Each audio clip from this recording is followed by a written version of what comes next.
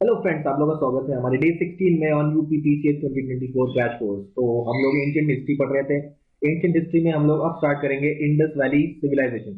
Indus valley civilisation के कुछ important points जो कि काफी इंपॉर्टेंट है, स्टडी करते हैं। Let's start. तो सबसे पहले बात करते हैं फर्स्ट। क्या फर्स्ट? First urban civilisation.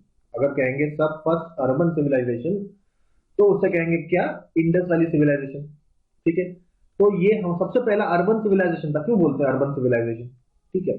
क्योंकि ये सबसे पहला अर्बन सिविलाइजेशन था। कहाँ का? साउथ एशिया का। साउथ एशिया का सबसे पहला अर्बन सिविलाइजेशन को अगर कहेंगे तो ये हो गया हमारा इंडस वैली का। ठीक है। अच्छा, अभी इसका जो सबसे पहला साइट है, ठीक है, अच्छा, इसको हड़प्पन सिविलाइजेशन भी बोलते हैं।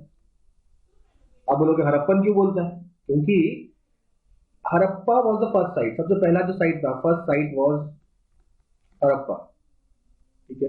हड़प्पा इसकी इस एक्सकवेशन तो कई बार हुआ है और ये सब डिस्कस किए हैं हम लोग। जब हम लोगों ने आर्कियोलॉजिकल एविडेंसेस की बात की थी तो हम लोगों ने बताया था कुछ कुछ लोग जो हड़प्पन को एक्सकवेट करते हैं, तो उनमें सबसे पहले करने वाले, सबसे पहले जो जिन्होंने हड़प्पा को ढूंढा और फिर एक्सकवेट किया वो थे दयाराम साहनी।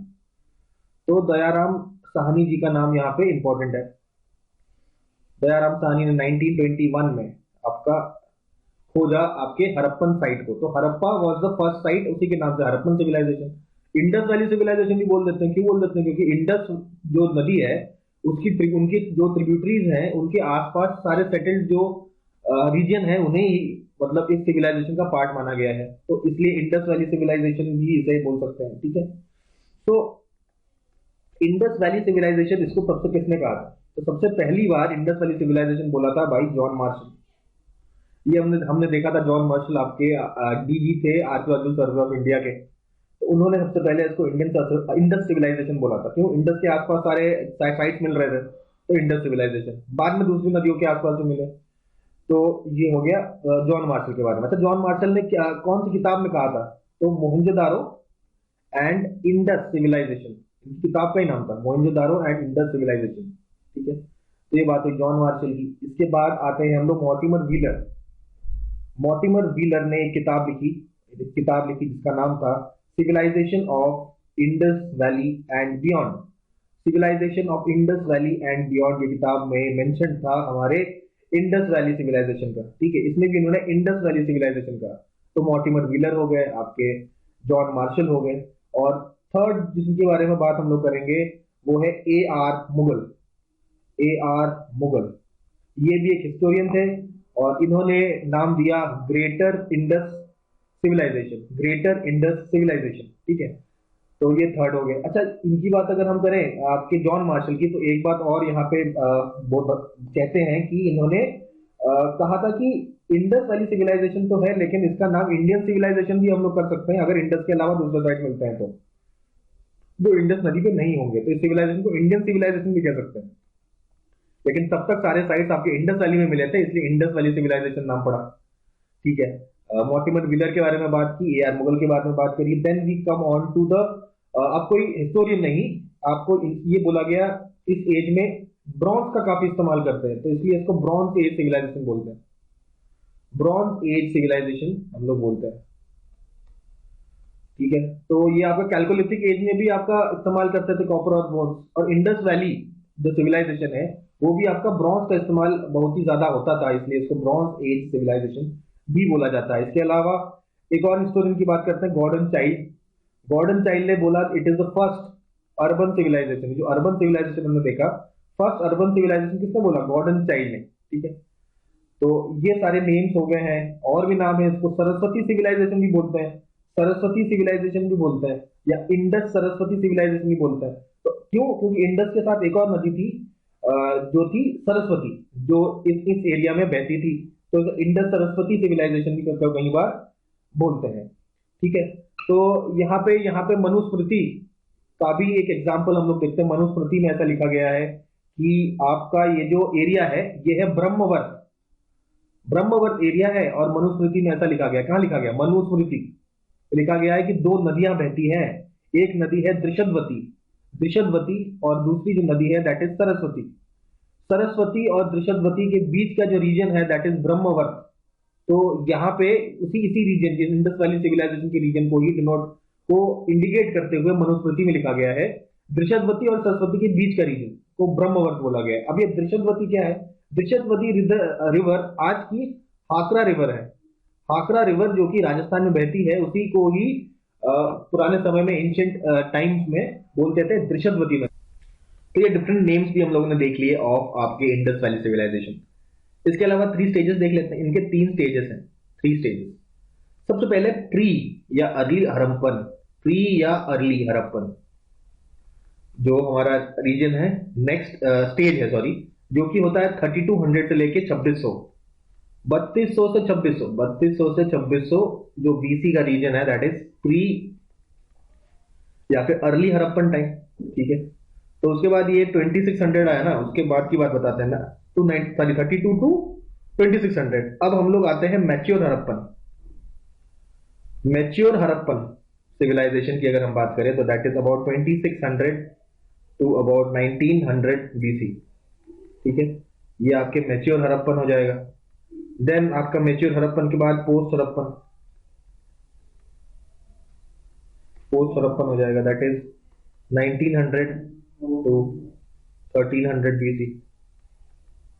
पोस्ट हड़प्पन हो जाएगा, दैट इज 1900 टू 1300 बीसी।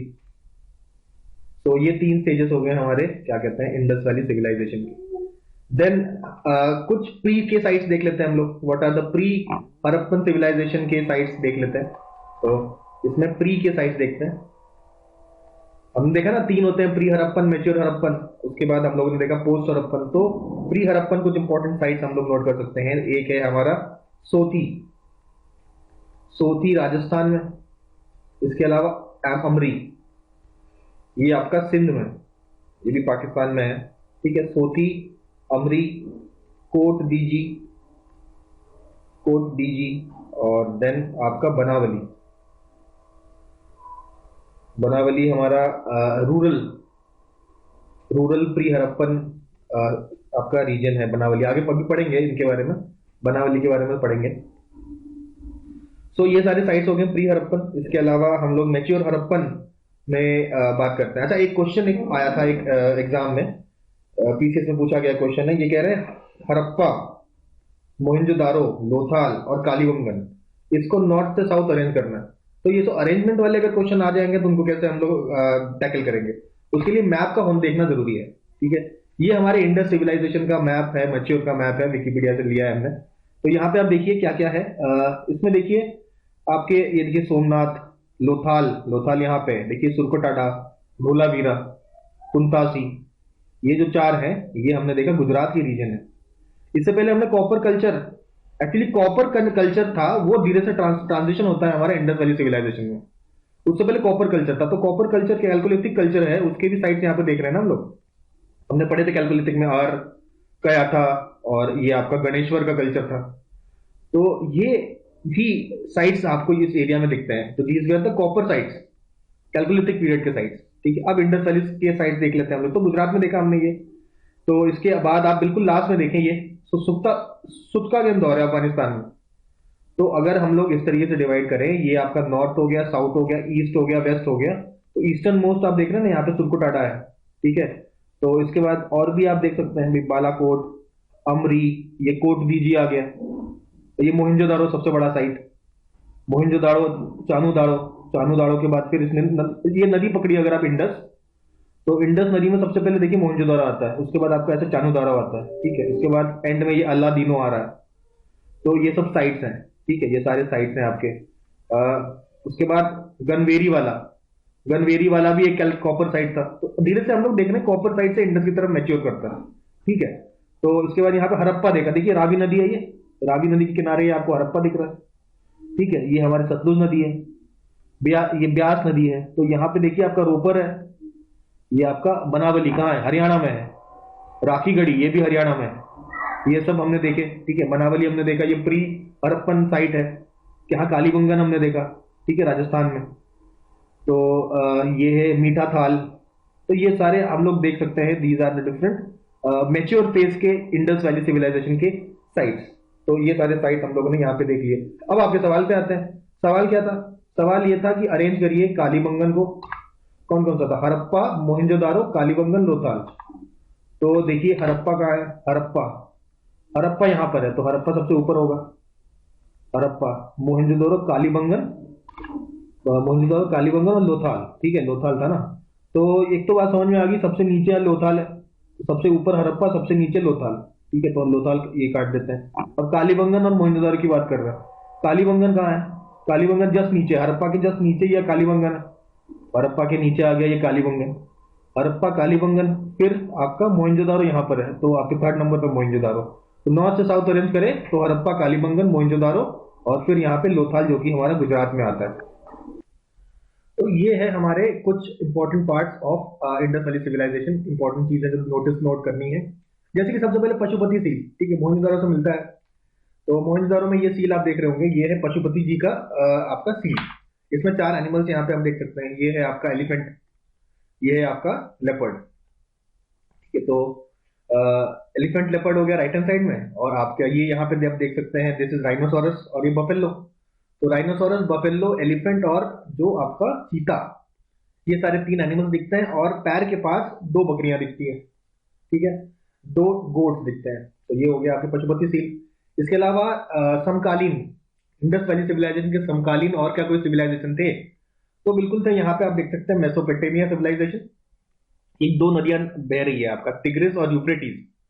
और ये इजिप्शियन सिविलाइजेशन आपका नाइल नदी के आसपास जो बहती है, नाइल नदी बह रही है उसके आसपास इजिप्शियन सिविलाइजेशन। और ये आपका मेसोपोटामियन सिविलाइजेशन हो गया।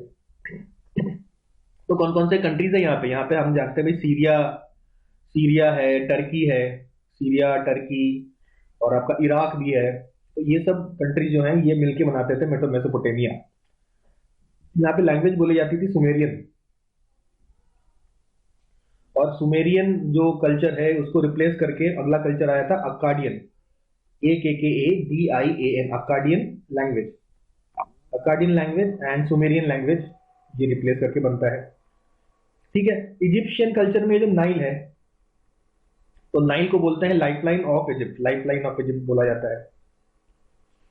ठीक है, अब कुछ और बात करते हैं आपके पॉलिटिकल एनालिसिस की। तो जो इंडस वैली सिविलाइजेशन है उसका पॉलिटिकल सिस्टम कैसा था?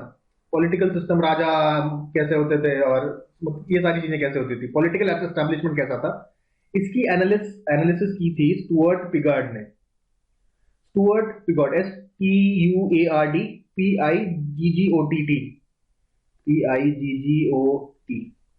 ठीक है, कई जगह टीटी जो भी है, मतलब ये स्टुअर्ट पिगॉर्ड आप देखेंगे, इन्होंने पॉलिटिकल एनालिसिस किया था। ठीक है, इन्होंने बात करी कि 2 कैपिटल्स हैं भाई, 2 कैपिटल्स हुआ करेंगे सिविलाइजेशन के। एक होगा हमारा हड़प्पा, एक होगा मोहनजोदड़ो। हड़प्पा जो देखा नाइल नदी के पास है, मोहनजोदड़ो जो देखा इंडस नदी के पास है। और हड़प्पा में मिले इनको 6 ग्रैनरीज, और मोहनजोदड़ो में आपको ये देखो पशुपति सील मिलता है और भी बहुत कुछ मिलता है। अभी एक साथ मोहनजोदड़ो को जब स्टडी करेंगे तो ये सब बात करेंगे। अब आते हैं नॉर्थ, वेस्ट, ईस्ट, साउथ, क्या क्या मिला, नॉर्दर्न मोस्ट, ईस्टर्न मोस्ट, ये देखना पड़ेगा। तो जो नॉर्दर्न मोस्ट था, नॉर्दर्न मोस्ट में यहाँ देख रहे हैं ना, Manda, Manda was the northern most. Southernmost में यहाँ पे शो नहीं किया गया है, दैट इज दाइमाबाद। दाइमाबाद आपका महाराष्ट्र में है। उसके बाद ईस्टर्न मोस्ट, ईस्टर्न मोस्ट में है हमारा है सुत्का गेंदौर, ये देखिए अफगानिस्तान में सुत्का गेंदौर।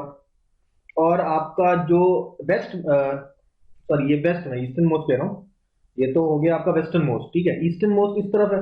तो इस तरफ आपके उत्तर प्रदेश के भी कुछ साइट्स हैं। उत्तर प्रदेश के साइट में आपका आलमगीरपुर, आलमगीरपुर जो है that is the eastern most जो आपका साइट है, दैट इज आलमगीरपुर। तो ये सारी चीजें यहाँ पे हम लोगों ने कवर करी। अब एक एक करके हम लोग देखते हैं सारे साइट्स को और उसमें क्या क्या चीजें पाई जाती हैं उन साइट्स में। ठीक है, काफी इंपॉर्टेंट है। अभी हम लोग सबसे बड़े जो साइट्स हैं इंडस वैली सिविलाइजेशन के, वो उसके बारे में देखते हैं। तो कौन से हैं वो 2 साइट्स? आपका एक तो मोहनजोदारो, हड़प्पा, आगे जाके धोलावीरा भी एक साइट है सबसे बड़े। ये 3 सिटीज है आपके, मोहनजोदारो, हड़प्पा और धोलावीरा। ठीक है, मोहनजोदारो और हड़प्पा के बारे में पहले बात करते हैं। तो स्टार्ट करते हैं हम लोग मोहनजोदारो की। तो मोहनजोदारो की इतनी इज्जत क्यों दी जा रही है? तो सबसे बड़ा अगर कोई साइट है, सबसे बड़ा जो साइट है दैट इज मोहनजोदारो, सबसे बड़ा साइट है। सबसे पहले कौन सा ढूंढा गया? हड़प्पा ढूंढा गया।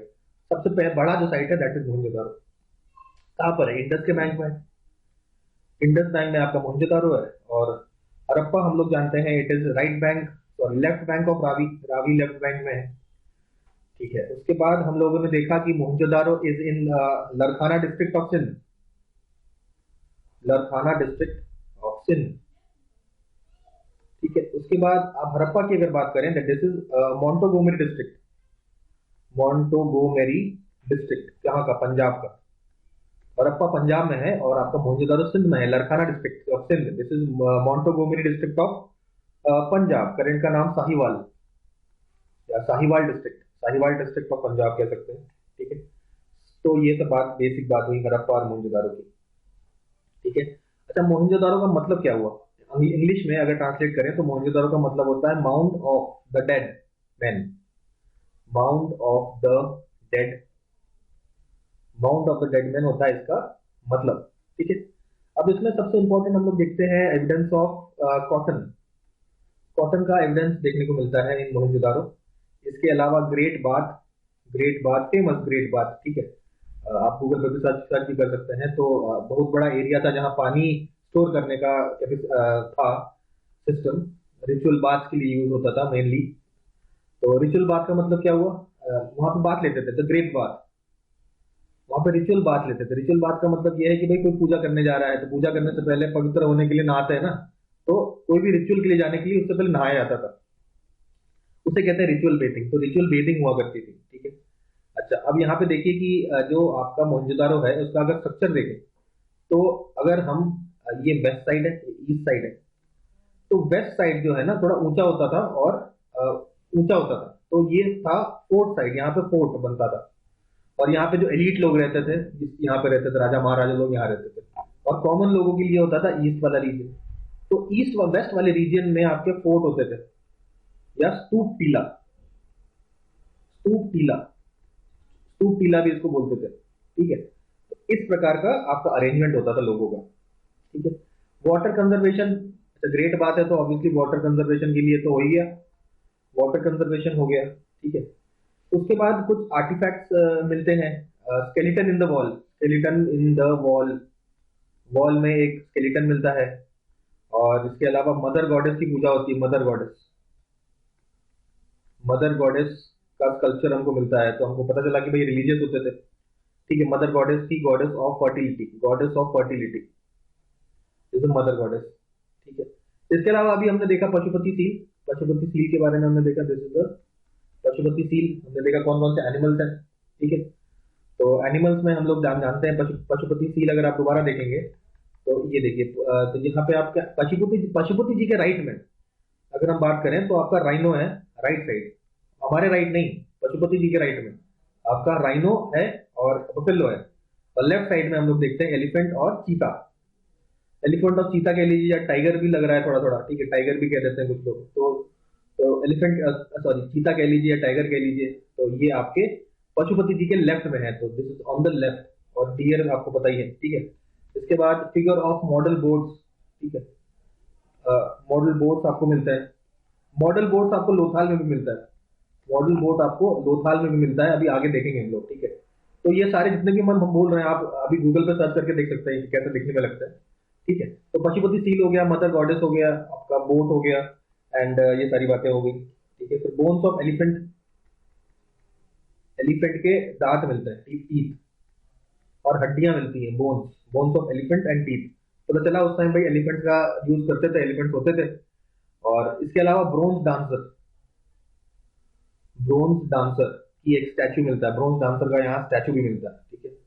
तो ये जो मोहनजोदारो जो है इनका खोजा किसने था 1922 में, याद रखिए राखाल दास बैनर्जी, राखाल दास बैनर्जी राखाल दास बैनर्जी जी ने आपका मोहनजोदारो को ढूंढा था। Who was the first excavator, first excavator कौन थे, दैट इज माधव स्वरूप वत्स, माधव स्वरूप वत्स थे फर्स्ट एक्सकवेटर। तो एक्सकवेशन करने वाले सबसे पहले थे, ढूंढने वाले थे आपका राखाल दास बैनर्जी, आर डी बैनर्जी, ठीक है। सबसे बड़ा साइट आपका इंडस वैली का मोहनजोदारो होता है। फिर बात करते हैं भाई हड़प्पा की। अगर आपसे ये बोला जाए कि ग्रेनरीज कहाँ मिली, 6 ग्रेनरीज, ग्रेनरीज का मतलब क्या है, ग्रेनरीज का मतलब है जहां पे ग्रेन्स रखा जाए, अनाज जहां पे रखे जाए, तो 6 ग्रेनरीज हमको मिलते हैं हड़प्पा में। इसके अलावा आपका हम्प्ड बुल फॉसिल मिलता है, मतलब यहाँ पे एक बुल बना हुआ है, ठीक है, हम्प्ड बुल, हम्प्ड बुल का एक फॉसिल मिलता है।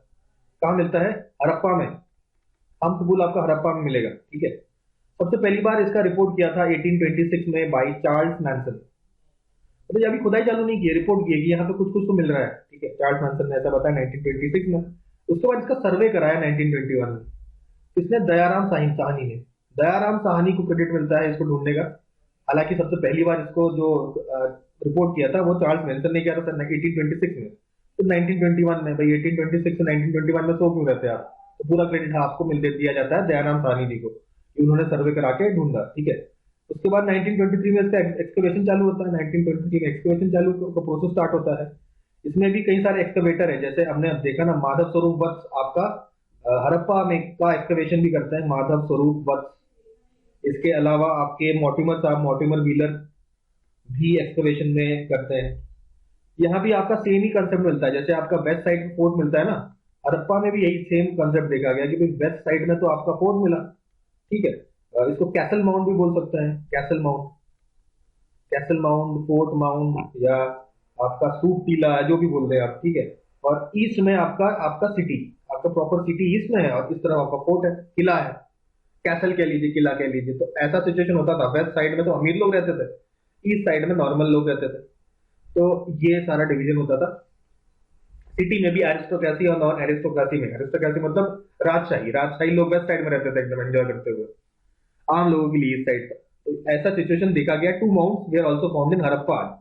तो मोहनजोदारो में भी मिला, हड़प्पा में मिला। तो समझ में आया कि सिस्टम ऐसा ही था। वेस्टर्न साइड्स में आपका कैसल होता था, ईस्टर्न साइड्स में आपके कॉमन लोग यहाँ पे रहते थे।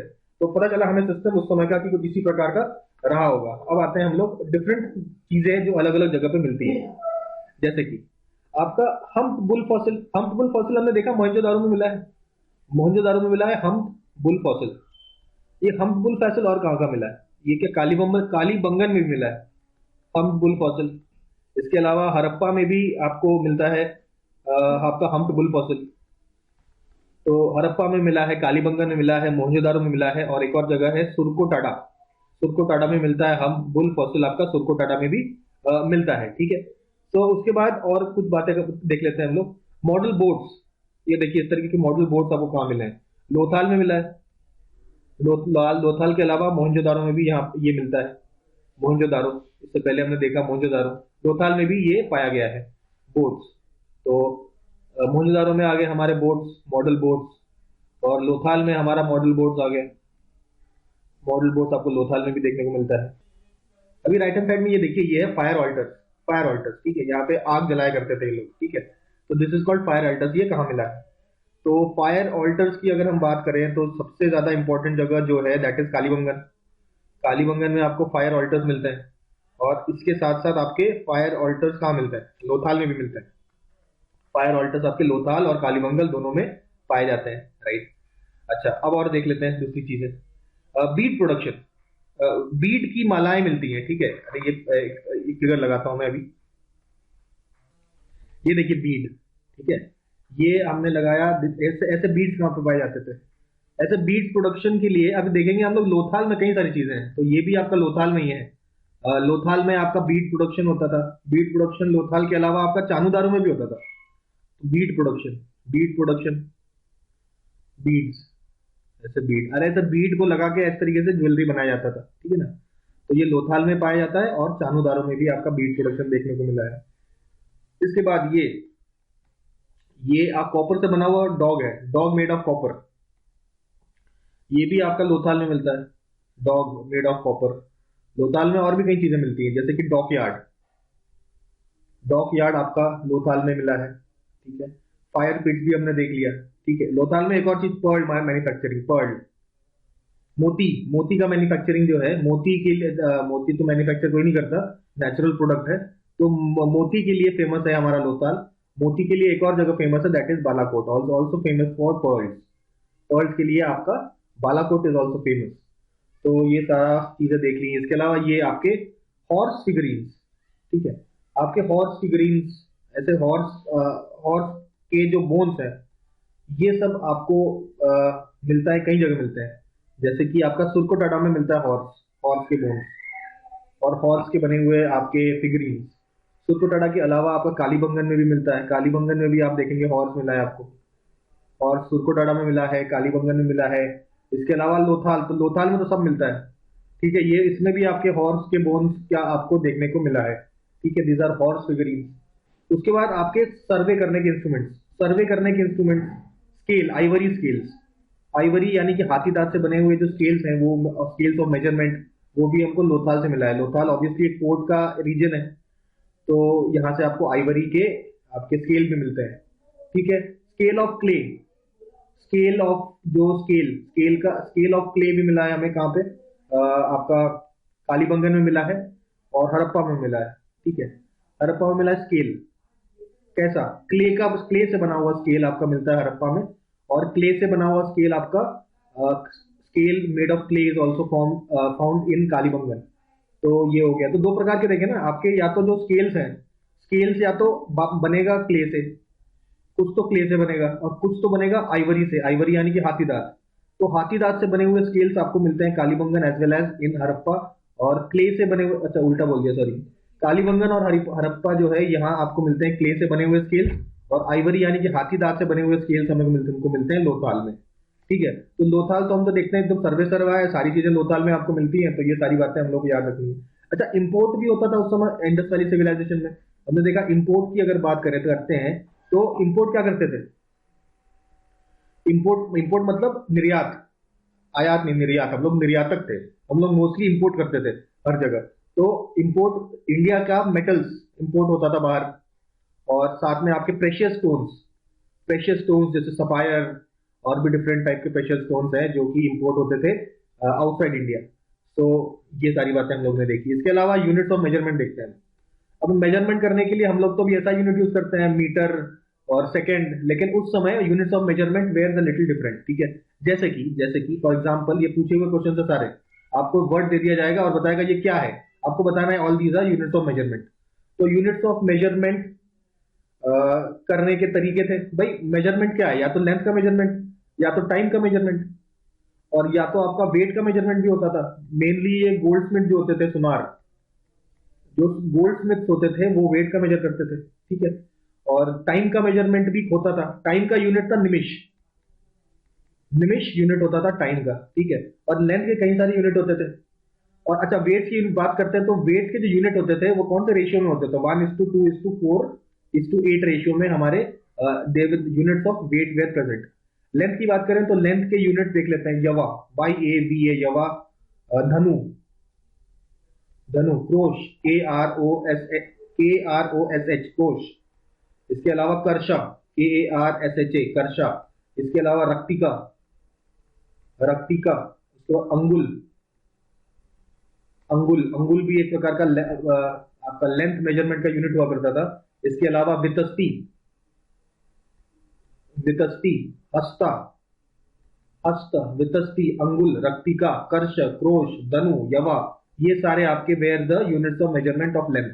लेंथ हो गया, टाइम हो गया, वेट हो गया, ये सारी चीजें हम लोग को याद रखनी है, ठीक है। अच्छा, अब आपसे बोलते हैं what is the first place, first place जहां पर एक्सकवेशन होता है, एक्सकवेशन होता है, एक्सकवेशन होता है, लेकिन इंडिपेंडेंस के बाद, इंडिपेंडेंस के बाद भारत के अंदर सबसे पहला आपका एरिया जहां पे एक्सकवेशन स्टार्ट होता है, ये है रोपर।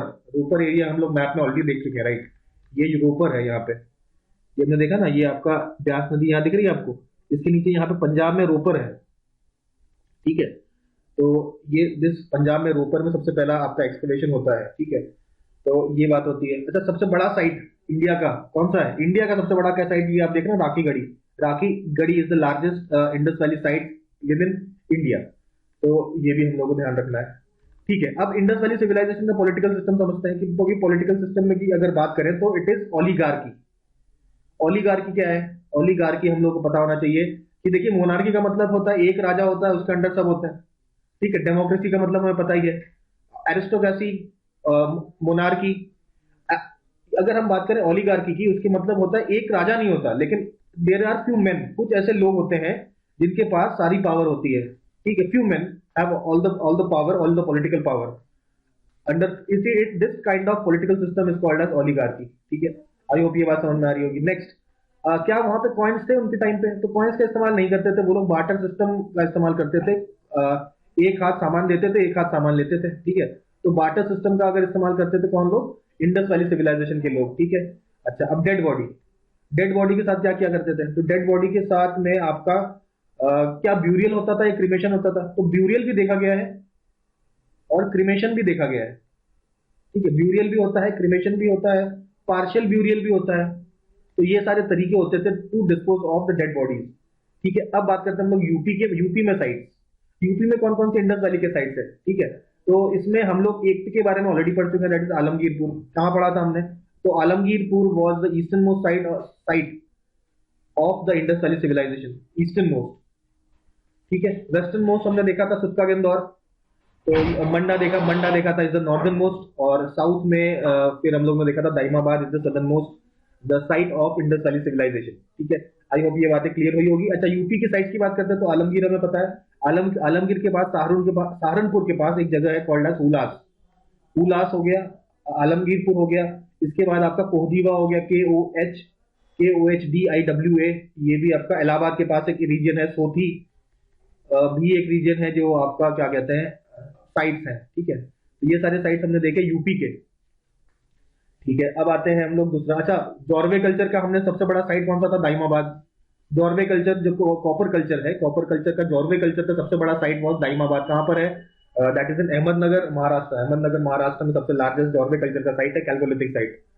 तो ये बात हो गई है। अच्छा, कुछ और बातें। अच्छा, सिटीज के बारे में बात करते हैं भाई। 3 सबसे बड़े सिटीज कौन से थे? एक तो हड़प्पा था, मोहनजोदारो था, धोलावीरा था, ठीक है। सिटीज की अगर बात करें तो ग्रिड सिस्टम होता था, ग्रिड सिस्टम। घर ऐसे ग्रिड सिस्टम में बने होते थे, ठीक है।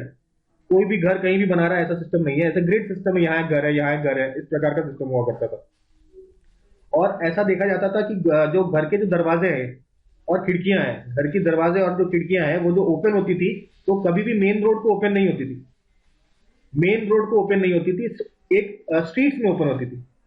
भाई एक तो मेन रोड होता है, मेन रोड से ऐसे आपके छोटे छोटे स्ट्रीट्स कटते हैं ना, तो आपका अगर घर है, घर का दरवाजा तो मेन रोड में भी खुल सकता है, लेकिन मेन रोड पे कभी घर का दरवाजा नहीं खोलते थे।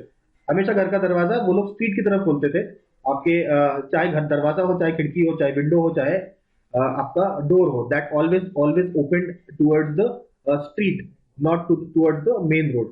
तो यहाँ पे ये बात होती है। अच्छा, पॉटरी की बात करते हैं। पॉटरी कैसी थी इनकी? इनकी पॉटरी जो थी लाल कलर की पॉटरी हुआ करती थी, ठीक है। लाल कलर से पॉटरी ये लोग कलर करते थे, और उसके ऊपर फिगर्स जो थे वो आपके ब्लैक कलर से बनाया करते थे। जैसे हाथी घोड़ा कुछ भी अगर पॉटरी के ऊपर आपको फिगर्स बनाने हैं तो that was made out of the black colour, black colour से बनाया जाता था। और जो pottery itself was of red colour, red colour की आपकी पॉटरी हुआ करती थी। तो this was all about pottery. इसके अलावा स्क्रिप्ट की बात करें तो स्क्रिप्ट के बारे में बात करें तो the script was metaphorical script. अब ये मेटाफोरिकल स्क्रिप्ट का क्या मतलब है? मेटाफोरिकल स्क्रिप्ट का मतलब ये है इसमें जैसे आपके कोई सिंबल्स नहीं है, जैसे एनिमल्स बने हैं, कुछ फिगर्स बने होते थे, ठीक है। तो उस फिगर्स का मतलब ढूंढिए आप, तो उसका मतलब क्या कोई ढूंढ पाया? अभी तक कोई ढूंढ नहीं पाया है। इसका मतलब क्या हुआ कि जो हमारे इंडस वैली सिविलाइजेशन का जो भी आपका स्क्रिप्ट था, इट वाज नॉट डिसाइफर नहीं किया गया, मतलब पता नहीं कर पाए कि क्या मतलब है। जैसे कि अशोकन स्क्रिप्ट जो है, ब्राह्मी स्क्रिप्ट है, that is deciphered, James Prinsep ने डिसाइफर किया था। पर जो इंडस वैली जो आपके लैंग्वेज है दैट इज मेटाफोरिकल, और this particular script was called as boustrophedon. Boustrophedon बोला जाता है, ठीक है। स्पेलिंग समथिंग लाइक PBOESTREOPH, देख लेना, स्पेलिंग मैंने नहीं देखा है, ठीक है। It is called as boustrophedon. Boustrophedon is the name of the script of the Indus valley civilisation, ठीक है। अब आते हैं हम लोग सील्स के बारे में, ठीक है। सील्स, अरे सील्स होता था जब ट्रेड के दौरान में, भाई आपको कोई भी सामान कहीं जाता था तो सील्स के साथ पैक करके भेजा जाता था। तो ये जो सील्स हैं, ये seals were made of steatite, STEATITE। Steatite नाम का एक रॉक होता था जिससे सारे सील्स बने होते थे, ठीक है। इस सील के ऊपर कई बार देखा गया one horn bull, single horn bull बना हुआ है, ठीक है। सिंगल हॉर्न बुल बना होता था, स्टेटाइट के स्टोन के ऊपर छाप देते थे बुल को, सिंगल हॉर्नेड बुल। कई बार देखा गया है इसी सील पे आपका पीपल का ट्री बना होता था, तो पीपल का ट्री देखा गया है, वन हॉर्न बुल देखा गया है, और जो स्टोन जिसका इस्तेमाल किया जाता था सील बनाने के लिए, that was made of steatite. I hope ये बातें क्लियर हो गई हम लोगों को। कुछ और बातें हम लोग देखते हैं ऑफ इंडस वैली सिविलाइजेशन। सबसे पहले अफगानिस्तान में, क्या अफगानिस्तान में आपको इंडस वैली के साइट्स मिलते हैं? हाँ, बिल्कुल मिलते हैं। तो इसके साइट्स है, वन इज कॉल्ड एज सूटोगाई, SHOREU GAI, सूटोगाई, सूटोगाई is one site present in Afghanistan. इसके अलावा मुंडी गाक, MUNDI, मुंडी गाक एक और प्लेस है जो पाया जाता है इन अफगानिस्तान, हिंदू कुश के उस तरफ। ये सारे साइट्स आपके अफगानिस्तान में पाए जाते हैं, ठीक है। सबसे ज्यादा साइट्स कहाँ पाए गए हैं? तो सबसे ज्यादा साइट्स आपके जो पहली बार most sites after independence, independence के बाद सबसे ज्यादा साइट्स कहाँ पाए गए हैं? तो गुजरात में सबसे ज्यादा साइट्स इंडस वैली के पाए जाते हैं आफ्टर इंडिपेंडेंस। एक्चुअली में पोस्ट हड़प्पन 120 साइट मिलते हैं और आपका मैच्योर हड़प्पन के 80 साइट्स मिलते हैं, तो करीबन 200 साइट्स टोटल आपके गुजरात में मिलते हैं पोस्ट इंडिपेंडेंस। तो अगर आपसे पूछे सबसे ज्यादा sites after independence post independence is from Gujarat. तो आई होप ये बात क्लियर हुई होगी। इसके अलावा हम लोग एक चीज और यहाँ पे नोटिस कर सकते हैं कि डिवीजन के बारे में बात कर रहे हैं, ठीक है। डिवीजन की अगर बात करें तो Indus valley the civilisation is divided into 16 part, 16 parts में इनको ब्रेक डाउन कर सकते हैं हम लोग। सबसे पहली बार अगर आपसे पूछा जाए कॉटन कहाँ मिलता है, तो कॉटन जो सबसे पहले कहीं भी मिला हो ऑल ओवर द वर्ल्ड, तो सबसे पहले इंडस वैली सिविलाइजेशन में कॉटन मिलता है, ठीक है। यही कॉटन ऑब्वियसली ये लोग एक्सपोर्ट किया करते थे या दूसरे कंट्रीज के साथ ट्रेड किया करते थे कॉटन का। तो जो ग्रीक्स हैं उन्होंने कॉटन को एक नाम दिया है, उनको बोलते थे ये लोग हिंडन बोलते थे, हिंडन या सिंडन बोलते थे। क्यों बोलते थे? क्योंकि वो जानते थे भाई जो हिंद एरिया है या जो सिंध एरिया है वहां से ये कॉटन आ रहा है, तो कॉटन का नाम ही इन्होंने रख दिया हिंडन या सिंडन, ठीक है। अच्छा, इसके बाद वर्शिप की अगर हम बात करें तो यहाँ पे कुछ वर्शिप करते थे ये लोग मदर गॉडेस को। मदर गॉडेस जो हमको मिला था मोहनजोदारो से, तो मदर गॉडेस का वर्शिप होने के साथ शिव जी का वर्शिप होता था। कैसे पता? क्योंकि हमें पशुपति सील मिला है, पशुपति सील में शिव जी का डिपिक्शन है, ऐसा बताते हैं। तो शिव जी की पूजा की जाना और मदर गॉडेस की जो गॉडेस ऑफ फर्टिलिटी है उनकी पूजा किया जाता था। इसके अलावा आपके बर्ड्स, आपके ट्रीज, यानी कि नेचर वर्शिप का भी कंसेप्ट उस समय हुआ करता था, ठीक है। इसके अलावा हम लोग देखें बर्ड्स का वर्शिप हमने देख लिया, ठीक है। अब बात करते हैं डेड बॉडीज की। डेड बॉडीज की अगर बात करें तो डेड बॉडीज या तो साउथ, भाई हमने देखा डेड बॉडीज जो है डिस्पोज करने के तरीके क्या हैं, या तो क्रिमेशन है, या तो जला दीजिए, या तो आप दफना दीजिए। ब्यूरियल, तो ब्यूरियल जो किया है वो भी कई प्रकार के हो सकते हैं। जैसे ब्यूरियल में dead bodies north south direction में हो, साउथ नॉर्थ डायरेक्शन में हो सकता है, वेस्ट ईस्ट डायरेक्शन में भी हो सकता है, या ईस्ट वेस्ट डायरेक्शन में भी हो सकता है। ईस्ट वेस्ट डायरेक्शन में जो ब्यूरियल है वो पाया जाता है लोथाल। जो वेस्ट ईस्ट डायरेक्शन में जो पाया जाता है that is found in Ropar, और जो साउथ नॉर्थ डायरेक्शन में पाया जाता है that is in Kalibangan. Kalibangan में साउथ नॉर्थ, रोपर में वेस्ट ईस्ट, और ईस्ट वेस्ट आपका पाया जाता है इन लोथाल, ठीक है। अच्छा, ये जो क्रिमेशन वाला कंसेप्ट है ये किसने स्टार्ट किया था? अगर आपसे बोले क्रिमेशन मतलब बॉडीज को जलाने वाला जो कंसेप्ट है वो भी प्रचलित था, तो वो स्टार्ट किसने किया था? It was started by homo Neanderthals. ये होमो निएंडरथल्स, होमो इरेक्टस, ये होमो सेपियंस, ये सारे जो है बेसिकली जो ह्यूमन है उनके अलग अलग स्पीशीज हैं, ठीक है। तो सबसे पुराने हमने देखे थे क्रोमैग्नॉन, वो भी ह्यूमन का स्पीशीज था। तो ये होमो निएंडरथल्स भी आपके ह्यूमन ही है, ठीक है। तो इनकी प्रजाति है। तो होमो इरेक्टस हमने देखा था नर्मदा में पाया गया था, हथनोरा, ठीक है, वो भी आपके ह्यूमंस की प्रजाति है। तो इन्हीं ह्यूमंस की प्रजातियों में से होमो निएंडरथल्स है, इन्होंने सबसे पहले क्रिमेशन की प्रैक्टिस चालू करी। कहीं ना कहीं इन्हीं के पीरियड में ही सबसे पहले फायर भी इन्वेंट हुआ। जब फायर इन्वेंट ही नहीं होगा तो जलाएंगे किसको? तो फायर इन्वेंट होता है, फिर निएंडरथल्स ने देखा कि भाई बॉडीज को जलाने का वाला process was started by the homo Neanderthals. तो यहाँ पे हमने देखा। अच्छा, फोर्टिफिकेशन कहाँ देखा गया? जितने भी आपके साइट्स हैं उनमें प्रॉपर सिटी का फोर्टिफिकेशन वो देखा गया आपका पहली बार कोट दीजी में। Kot Diji was a fortified city. Kot Diji आपका एक फोर्टिफाइड सिटी हुआ करता था। अच्छा, अब कुछ सिंबल्स के बारे में बात करते थे। सिंबल्स में एक सिंबल हुआ करता था स्वास्तिक सिंबल, इसके बारे में हम सब लोग जानते हैं, ठीक है। स्वास्तिक सिंबल जो है it was the symbol of the sun worship. Swastik जो है सन के वर्शिप को सिंबलाइज करता था उस समय। और इसके अलावा टॉरस यानी कि बुल, टॉरस जो है स्ट्रेंथ को आपका दिखाता था, स्ट्रेंथ शो करता था। स्ट्रेंथ क्यों? क्योंकि भाई आपने देखा होगा टॉरस जो बुल होते हैं काफी स्ट्रांग होते हैं, तो taurus was the symbol of strength of animal. तो अच्छा, ठीक है। मोस्ट साइट्स हमने देखा इंडिपेंडेंस के बाद सबसे ज्यादा साइट्स हमें गुजरात में मिली है। सबसे ज्यादा जो साइट्स हैं कौन से रिवर के पास मिली है? तो most sites were found on the banks of the Saraswati river. Saraswati river के बैंक्स में सबसे ज्यादा इंडस वैली के साइट्स पाए जाते हैं। तो ये सारी बातें हम लोगों ने देखी इंडस वैली की। चलिए आगे बढ़ते हैं, अभी और भी कुछ बातें देखनी है। ठीक है, अब आपकी बात करते हैं टैक्सेशन की। टैक्सेशन क्या, उस समय टैक्सेशन हुआ करता था? बिल्कुल टैक्सेशन हुआ करता था। तो सवाल यहाँ पे पूछा गया है कि टैक्सेशन कितना हुआ करता था और आखिर पता कैसे चला कितना टैक्स है? तो एक किताब है by Gautam and Baudhayan, GAUTAM, Gautam तो पता ही है, बाउधान का मतलब BAUDHYAN। गौतम और बाउधान जो है उन्होंने अपनी किताबों में लिखा है कि the tax at that time, land revenue at the time of Indus valley was about 15%, 15% का टैक्स लिया जाता था। अच्छा, अब यहाँ पे नेक्स्ट कंसेप्ट आता है बेलन वैली। बेलन वैली ऑलरेडी पढ़ चुके हम लोग, नियोलिथिक साइट था। तो बेलन वैली जो है नियोलिथिक साइट भी है, आपका मीजोलिथिक साइट भी है, आपका पेलियोलिथिक साइट भी है। सारे जो लिथिक साइट है, नियोलिथिक हो, मीजोलिथिक हो, पेलियोलिथिक हो, सारे अवशेष आपके बेलन वैली में हमको मिलते हैं। ठीक है। अच्छा, उसके बाद आप बात करते हैं हड़प्पा। हड़प्पन में लोग क्या फल खाते थे? फ्रूट खाते थे। तो पूछेंगे कौन से फ्रूट खाते थे? तो सबसे पहले हम लोग ये लोग खाते थे तरबूज, वाटरमेलन। वाटरमेलन के साथ साथ डेट पाम, डेट पाम भी देखा गया है, साथ में लेमन, नींबू। इसके अलावा अनार भी खाते थे, pomegranate, pomegranate, lemon, date palm, watermelon, ये सब खाया जाता था। अच्छा, ओल्ड नेम्स की बात करें तो एक बड़ा फेमस नाम है मेलुहा। मेलुहा हमने देखा कि इंडियंस को भी बोला जाता था। मेनली मेलुहा वो जगह था, सिंध का जो प्रांत था उसको मेलुहा भी बोला गया है। इसके बाद अगला ओल्ड नेम है दिलमुन। दिलमुन किसका नाम है? दिलमुन करेंटली एक कंट्री है जिसका नाम है बहरेन। बहरेन कंट्री को दिलमुन बोला गया है इन टेक्स्ट। जो टेक्स्ट है दिलमुन बोला गया है बहरेन को। ठीक है। अच्छा, कैसे पता चला? Sumerian inscription. सुमेरियन इंस्क्रिप्शन जो है हमको मिली है मेसोपोटामिया से, उन सुमेरियन इंस्क्रिप्शन में दिलमुन का नाम मेंशन्ड है और Dilmun basically is the place for Bahrain. अब ये जो दिलमुन है इसको इतना ज्यादा वैल्यू क्यों किया गया है? क्योंकि इसी एरिया को, बहरेन जो कंट्री है आज के टाइम पे, इसको बोला गया था प्लेस ऑफ क्लीन सिटीज। साफ सुथरे सिटीज थे। स्वच्छ भारत अभियान तो अभी चल रहा है, उनके टाइम पे वही चलता था। तो दैट वाज देयर स्वच्छ भारत। तो उस समय जो Dilmun region, that is the Bahrain region, is basically the cleanest, was the called place of clean cities. ठीक है। इसके बाद it was also called as the field of sunrises. Field of sunrises जो थे, also land of elephants, land of elephants, ये सारे नाम हैं हमारे दिलमुन के, जो आज का प्रेजेंट है बहरेन है। ठीक है।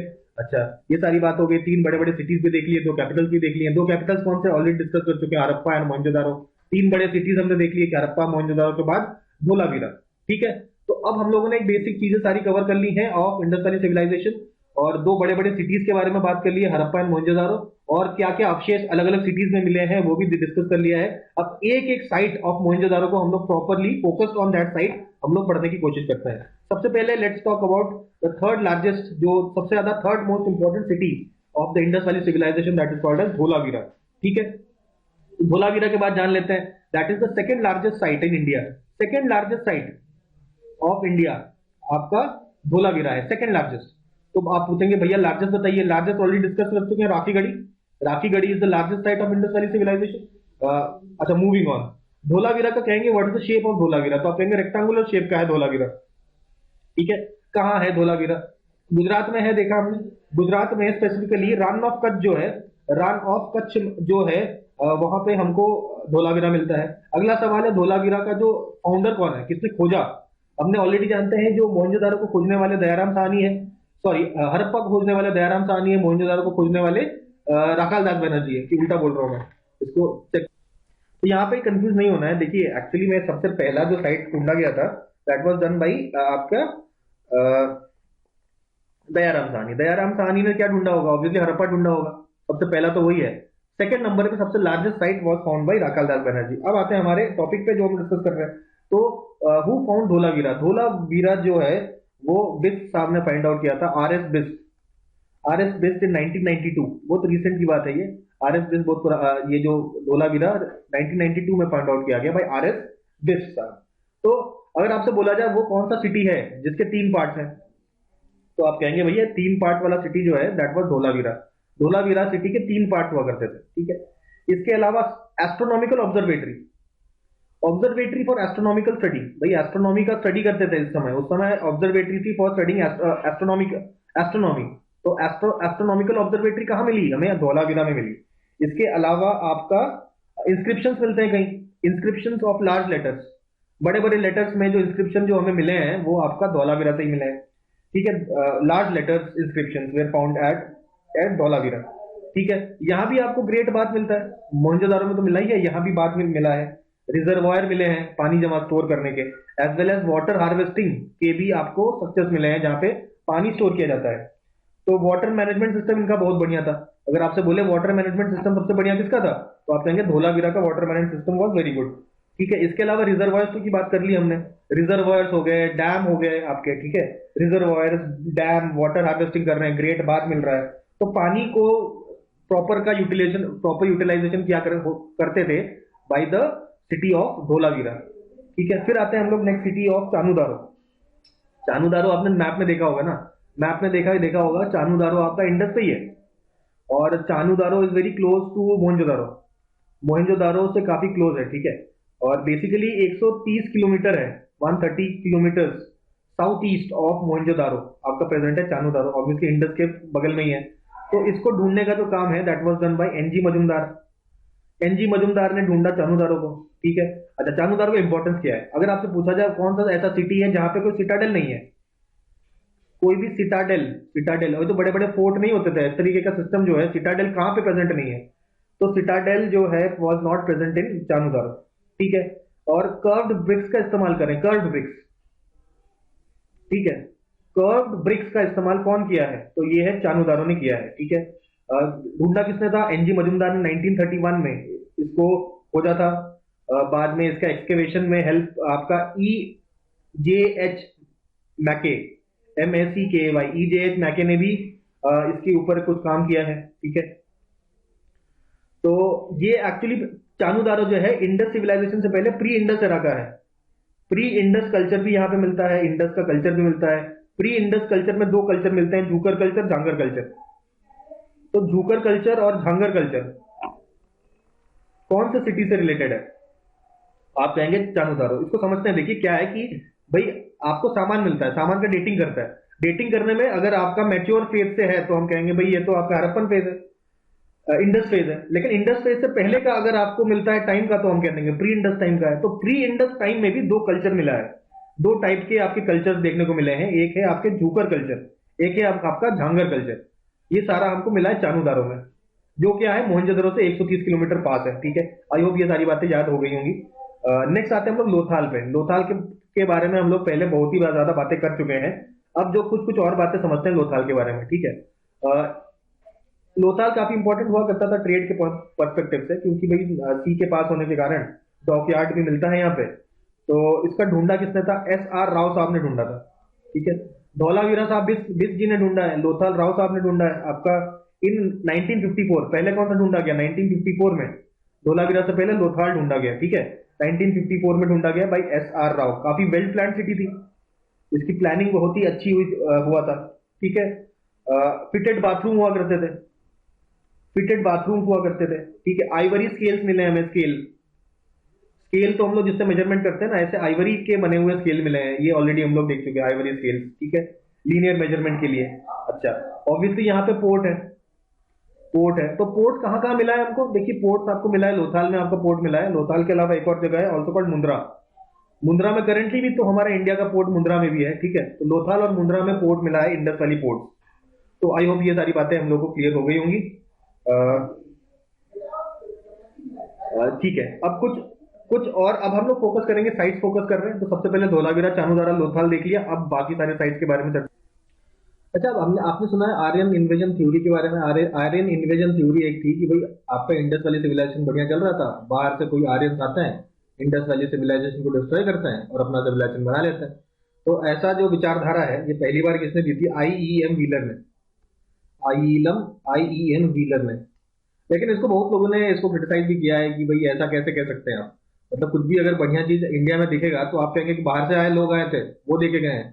तो ये प्रकार का एक माइंडसेट है, क्या कहते हैं, कॉलोनियल माइंडसेट से ये दिया गया था। काफी इंडियन हिस्टोरियन ने इसके अगेंस्ट भी बात की है कि ऐसा कुछ तो, ये तो मतलब मन की कहानी है कि भाई अगर कहीं वॉर हुआ होता, लड़ाई हुई होती, तो भाई कोई एविडेंस होता है उसकी लड़ाई के, ऐसा तो कुछ मिला नहीं, तो कैसे आपका आर्यन थ्योरी मान ले।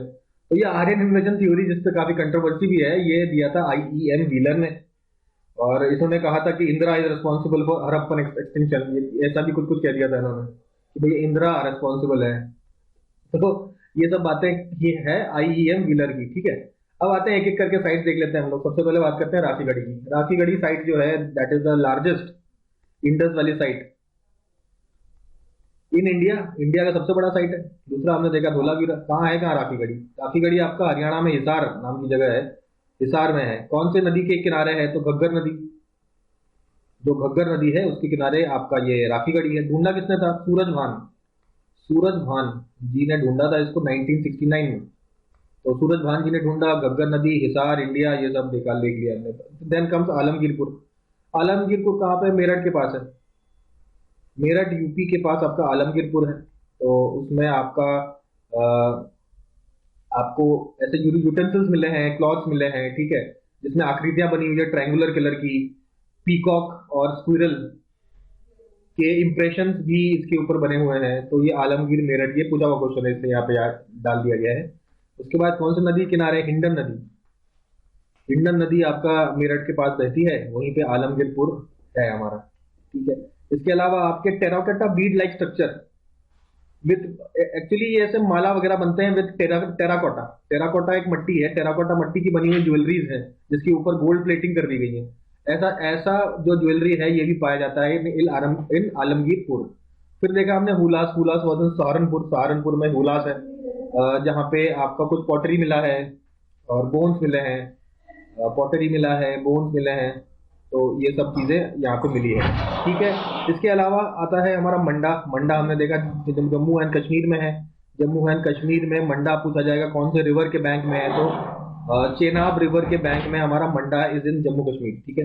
तो जम्मू कश्मीर के बाद आपका भगवानपुरा। भगवानपुरा आपका सरस्वती नदी के किनारे है। सरस्वती नदी के किनारे आपका भगवानपुरा है, एंड दैट इज इन कुरुक्षेत्र हरियाणा। कुरुक्षेत्र हरियाणा में आपका है भगवानपुरा, ठीक है। देन आपका सनौली। सनौली जो है that is in Baghpat district UP. Baghpat district UP, तो आपका बागपत डिस्ट्रिक्ट यूपी। तो ये हमने तीन देखे, आपका मंडा जो जम्मू कश्मीर में है, भगवानपुरा जो कि आपका कुरुक्षेत्र हरियाणा में है, और सोनौली जो बागपत यूपी में है। ये तीनों किसने ढूंढा था? जेपी जोशी। जेपी जोशी जी ने इसको फाइंड आउट किया था। तो ये बात हो गई। देन कम्स नेक्स्ट आपका Kalibangan. Kalibangan is in Hanumangarh district. Hanumangarh district of Rajasthan में हमारा कालीबंगन है। इसका कालीबंगन का जो अर्थ है हिंदी में, इसको कहते हैं ब्लैक बैंगल्स। ब्लैक बैंगल्स, ठीक है। तो कालीबंगन, काली मतलब ब्लैक, बंगन मतलब बैंगल्स, तो ब्लैक बैंगल्स नाम है कालीबंगन, ठीक है। तो कालीबंगन में आपको पहली बार फर्स्ट कल्टीवेटेड फील्ड आपको पहली बार यहाँ पे देखने को मिला है। Cultivated, first cultivated field 2900 BC। भाई ये तो एक तो ये एग्रीकल्चर होता है कि घर के आगे थोड़ा बहुत हमने बना लिया अपने कंजम्पशन के लिए। एक होता है प्रॉपर कल्टीवेशन। तो प्रॉपर कल्टीवेशन जो है आपका, जो उसका जो एविडेंस है वो हनुमानगढ़ डिस्ट्रिक्ट कालीबंगन में पहली बार हमको देखने को मिलता है, ठीक है। अच्छा, कालीबंगन के साथ कुछ खास बातें भी हैं। कालीबंगन में हमने फायर ऑल्टर्स भी देखा था, ठीक है, ये बात हो गई। इसके अलावा हमने देखा भाई सिटी में आपके वेस्ट साइड पे तो फोर्ट था, ईस्टर्न साइड पे कॉमन लोग रहते थे, जहां पे फोर्ट नहीं था। अभी ऐसा आपका सिचुएशन है कालीबंगन में कि आपका लोअर सिटी भी है, लोअर सिटी भी फोर्टिफाइड है। अपर सिटी और लोअर सिटी दोनों ही फोर्ट है, दोनों जगह आपको फोर्ट पाया गया है। मतलब पूरा ही शहर फोर्टिफाइड है प्रॉपर तरीके से, ठीक है। उसके बाद हमने देखा एग्रीकल्चर तो मिला ही है, कल्टीवेटेड फील्ड। तो कल्टीवेटेड फील्ड में हल चलेगा ना, प्लाउइंग होगी। तो प्लाउइंग होने वाला, प्लाउइंग का जो एग्जाम्पल है, प्लॉट फील्ड का जो एग्जाम्पल है, वो आपको पहली बार कालीबंगन में देखने को मिलता है। इसके बाद कालीबंगन में ये भी आपको सील्स देखने को मिले हैं। Seals, Mesopotamian seals. भाई जब ट्रेड करते थे तो सील्स वगैरह एक्सचेंज होते थे, तो वो जो सील्स होते थे जो ट्रेड के तरफ टाइम यूज होते थे, वो सील्स मेसोपोटेमियन सील्स मिले हैं। इसका क्या मतलब हुआ कि इसका मतलब है कि जो मेसोपोटेमियन सिविलाइजेशन के साथ ट्रेड हुआ करती थी यहाँ पे, ठीक है। यहाँ पे कैमल बोन्स मिले। आपको पूछेगा अगर कैमल के बोन्स कहाँ मिले हैं, तो कैमल के बोन्स मिले हैं यहाँ पे कालीबंगन में।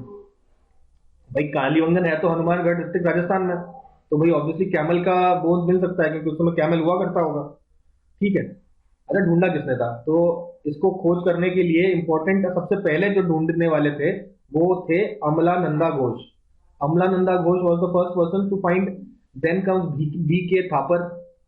बी के थापर जी ने नेक्स्ट देखा था। Then third is B B Lal. B B Lal ji और बी के थापर जी जो है, they excavated and explored Kalibangan in 1961 से लेकर 1969 तक इन्होंने ये सब काम किया। Then we talk about Surkotada. Surkotada हम जानते हैं कि that is in Kutch, Gujarat. Surkotada में आपको मिला है हॉर्स के बोन्स, हॉर्स घोड़ा, घोड़े के बोन्स मिल रहे हैं। इसका मतलब है घोड़ा पाया जाता था उस समय इस एरिया में, या तो पाया जाता था या तो बाहर से मंगाया जाता था, लेकिन घोड़े की प्रेजेंस उस समय थी, सुरकोटड़ा में देखा गया। तो इसके अलावा आपके पॉट में पॉट ब्यूरियल्स, पॉट ब्यूरियल्स मतलब पॉट के अंदर बॉडी को रख के बरी कर दिया जा रहा है, पॉट ब्यूरियल्स। ठीक है, पॉट ब्यूरियल्स के बारे में हमने देखा। तो अब बात करते हैं रोपर की। रोपर हमने देखा इंडिपेंडेंस के बाद। अच्छा, पॉट ब्यूरियल्स हमने देख लिया कि पॉट के अंदर हम लोग डेड बॉडी को रख के बरी कर रहे हैं, तो ये भी पाया गया है इन सुरकोटाटा। तो रोपर की बात करते हैं। रोपर आपका सबसे पहला इंडिपेंडेंस के बाद जो एक्सकवेटेड जो रीजन है दैट इज रोपर। कहां पर है रोपर? पंजाब में है रोपर। इसका पुराना नाम है रूपनगर। रूपनगर नाम है रोपर का। ठीक है, ढूंढा किसने था? ये आपका बीबी लाल जी ने ढूंढा था। बीबी लाल जी ने इसको डिस्कवर किया था, और बीबी लाल जी के डिस्कवर करने के बाद आपके यश दत्त शर्मा जी ने इसको एक्सकवेट किया था, रोपर इन पंजाब। ठीक है, क्या क्या चीजें मिली है आपको? पॉटरी मिली है, कॉपर के एरोस, कॉपर के तीर मिले हैं हमको। ऑब्वियसली पॉटरी तो मिली है आपको रोपर में। ठीक है, कुल्हाड़ी मिली है, एक्सेस। ठीक है, आपको एक्सेस मिले हैं। तो ये सब चीजें आपको यहाँ पे मिली है। इसके अलावा मिला है आपका सेलखारी। तो सेलखाड़ी क्या होता है? सेलखाड़ी बेसिकली सील, एक प्रकार का सील होता है सेलखाड़ी, जो कि आपका क्ले से बना होता है। तो ऐसे सेलखाड़ी भी मिलते हैं, सेलखाड़ी, DI, SELKHADI। ठीक है, सेलखाड़ी। इसके अलावा आपका रोपर में मिलता है ब्यूरियल। ब्यूरियल में हमने देखा कि वैसे तो ह्यूमन ब्यूरियल तो होता ही है, लेकिन इस ब्यूरियल का स्पेशल है कि ह्यूमन के साथ आपका पेट डॉग भी था। एक पेट डॉग को ह्यूमन के साथ बरी करने का ब्यूरियल भी आपको मिलता है इन रोपर। ठीक है, रोपर के बाद नेक्स्ट साइट पे आते हैं, दैट इज रंगपुर। रंगपुर है कहां पर है? सौराष्ट्र में। सौराष्ट्र में आपका रंगपुर होता है, जहां पे आपको फॉसिल रिमेन्स मिले हैं। किसके फॉसिल रिमेन्स मिले हैं? आपके राइस। ठीक है, राइस के अलावा मिलेट, मिलेट के साथ साथ आपका सोरगम। ठीक है, राइस, मिलेट और सोरगम के आपके फॉसिल रिमेन्स मिले हैं। ठीक है, तो ये मिलने का कारण से हमें पता चला कि भाई उस समय राइस, मिलेट, ये सब चीजों लोग खाया करते थे। इसके अलावा बनावली। बनावली आपका हिसार में है, हिसार इन हरियाणा। 1973-74 में इसका एक्सकवेशन किया गया बाई MS बिस्ट। ठीक है, सॉरी MS बिस्ट नहीं, मिस्टर बिस्ट, मतलब जो बिस्ट साहब है, जिन्होंने आपका और क्या एक्सकवेट किया था, याद करिए। तो अगर आप ध्यान करें तो धोलावीरा जो है वो आपके RS बिस्ट साहब ने ढूंढा था। इसके साथ साथ बनावली भी आपका RS बिस्ट साहब ने ढूंढा था। एक बात और यहाँ पे हमने बताया कि मंडा और भगवानपुरा ये JP जोशी जी ने ढूंढा था। सनौली नहीं, ये थोड़ा सा गलत हो गया, सनौली नहीं, मंडा और भगवानपुरा JP जोशी जी ने ही ढूंढा था। ठीक है, उसके बाद और आगे बढ़ते हैं हम लोग नेक्स्ट पार्ट पे, दैट इज अच्छा बनावली हो गया। बनावली में कुछ और बातें भी इंपॉर्टेंट है। इसमें आपको मिला है एक प्लाव मिला है। ठीक है, तो बिस्ट साहब पहले लिख देते हैं यहाँ पर। इसके बाद प्लाव, हल मिला है, हल किसका बना हुआ? क्ले का बना हुआ हल। ठीक है, मॉडल ऑफ अ प्लाव। अब क्ले के बने हुए हल से तो हम खेत जोतेंगे नहीं, तो basically that is a model, एक प्रकार का मॉडल है आपका, हल का मॉडल है क्ले से बना हुआ। ये कहाँ मिला है? ये आपका बनावली में मिला है। काफी बार ये सवाल पूछा जा चुका है। Next is Kunal. Kunal side जो है that is on the banks of river Saraswati. Saraswati river के बैंक मिला है, ये आपका हिसार में है और 1974 में मिला है। ठीक है, इसको ढूंढने का काम आपका जोशी जी ने किया था, जोशी जी ने, मंडा वाले जोशी जी, और आपके बिस्ट साहब जिन्होंने आपका बनावली भी देख ढूंढा और आपका धोलावीरा भी ढूंढा। तो जोशी जी और बिस्ट साहब दोनों ने मिलकर आपका कुनाल का साइट, जो कि सरस्वती नदी के किनारे हिसार में है, ये इन्होंने ढूंढा। ठीक है, 12 silver crowns and gold ornaments, मतलब सिल्वर के और गोल्ड के ऑर्नामेंट्स और क्राउन्स वगैरह मिलते हैं। और फर्स्ट टाइम रेड कलर की pottery, red pottery for the first time was found from Kunal. Kunal के साइड से लाल कलर की पॉटरी हमको मिलती है। ठीक है, चलिए आगे बढ़ते हैं हम लोग अपने अपला नेक्स्ट जो साइट है दैट इज अतरंजी खेड़ा। अतरंजी खेड़ा जो साइट है दैट इज काली नदी। ठीक है, गंगा की एक ट्रिब्यूटरी है आपका काली नदी। तो Atranji Khera is on the banks of Kali river, Kali river is a tributary of Ganga, Ganga की ट्रिब्यूटरी है। What is the name of the city जहां पर है एटा? एटा एक जगह है यूपी में, ठीक है, एटा एक जगह है यूपी में जहां पे अतरंगी खेड़ा है। ढूंढा किसने था इसको? ये ढूंढा था बाई अलेक्जेंडर कनिंघम। काफी पुरानी बात है, अलेक्जेंडर कनिंघम ने इसको ढूंढा था। Then comes Mehrgarh, Mehrgarh is in Bolan pass, बोलन पास इन बलोचिस्तान, बलोचिस्तान में मेहरगढ़ मिला है नियर द बोलन पास। ये अच्छा, ये तो हम ऑलरेडी जानते हैं, इंडिया आपका oldest agricultural settlement, oldest agricultural settlement आपको कहाँ मिलता है? मेहरगढ़ में मिलता है। फिर लेकिन हमने लोहरा देवा की बात भी की, तो उससे भी पुराना हमको लोहरा देवा में मिला है। देन भागात्राव, भागात्राव और मेहगाम ये सब आपका गुजरात में है। भगवानपुरा तो ऑलरेडी हम लोग देख चुके हैं, सरस्वती नदी के किनारे। भगवानपुरा यहाँ पे देखा था ना, तो जेपी जोशी ने ढूंढा था भगवानपुरा। तो भगवानपुरा के बारे में, अच्छा भगवानपुरा है कहाँ पे? ये कुरुक्षेत्र में है, कुरुक्षेत्र हरियाणा में, ये भी हम लोगों ने यहाँ पे देखा, ठीक है, ये आपका कुरुक्षेत्र हरियाणा में है। इसके बाद जेपी जोशी ने ढूंढा था, ये भी डिस्कस कर चुके हैं हम लोग। और ग्रे पॉटरी मिली है, ग्रे पॉटरी मिली है आपके कुनाल में, मिली है रेड पॉटरी, भगवानपुरा में मिली है ग्रे पॉटरी, ठीक है, ये बात कर लिया हमने। नेक्स्ट इज कुल्ली कल्चर, ये आपका साउथ बलोचिस्तान में हमने देखा, साउथ बलोचिस्तान में आपका कुल्ली कल्चर है, that is pre Harappan, pre Harappan culture जो है दैट इज आपका इन कुल्ली पाकिस्तान।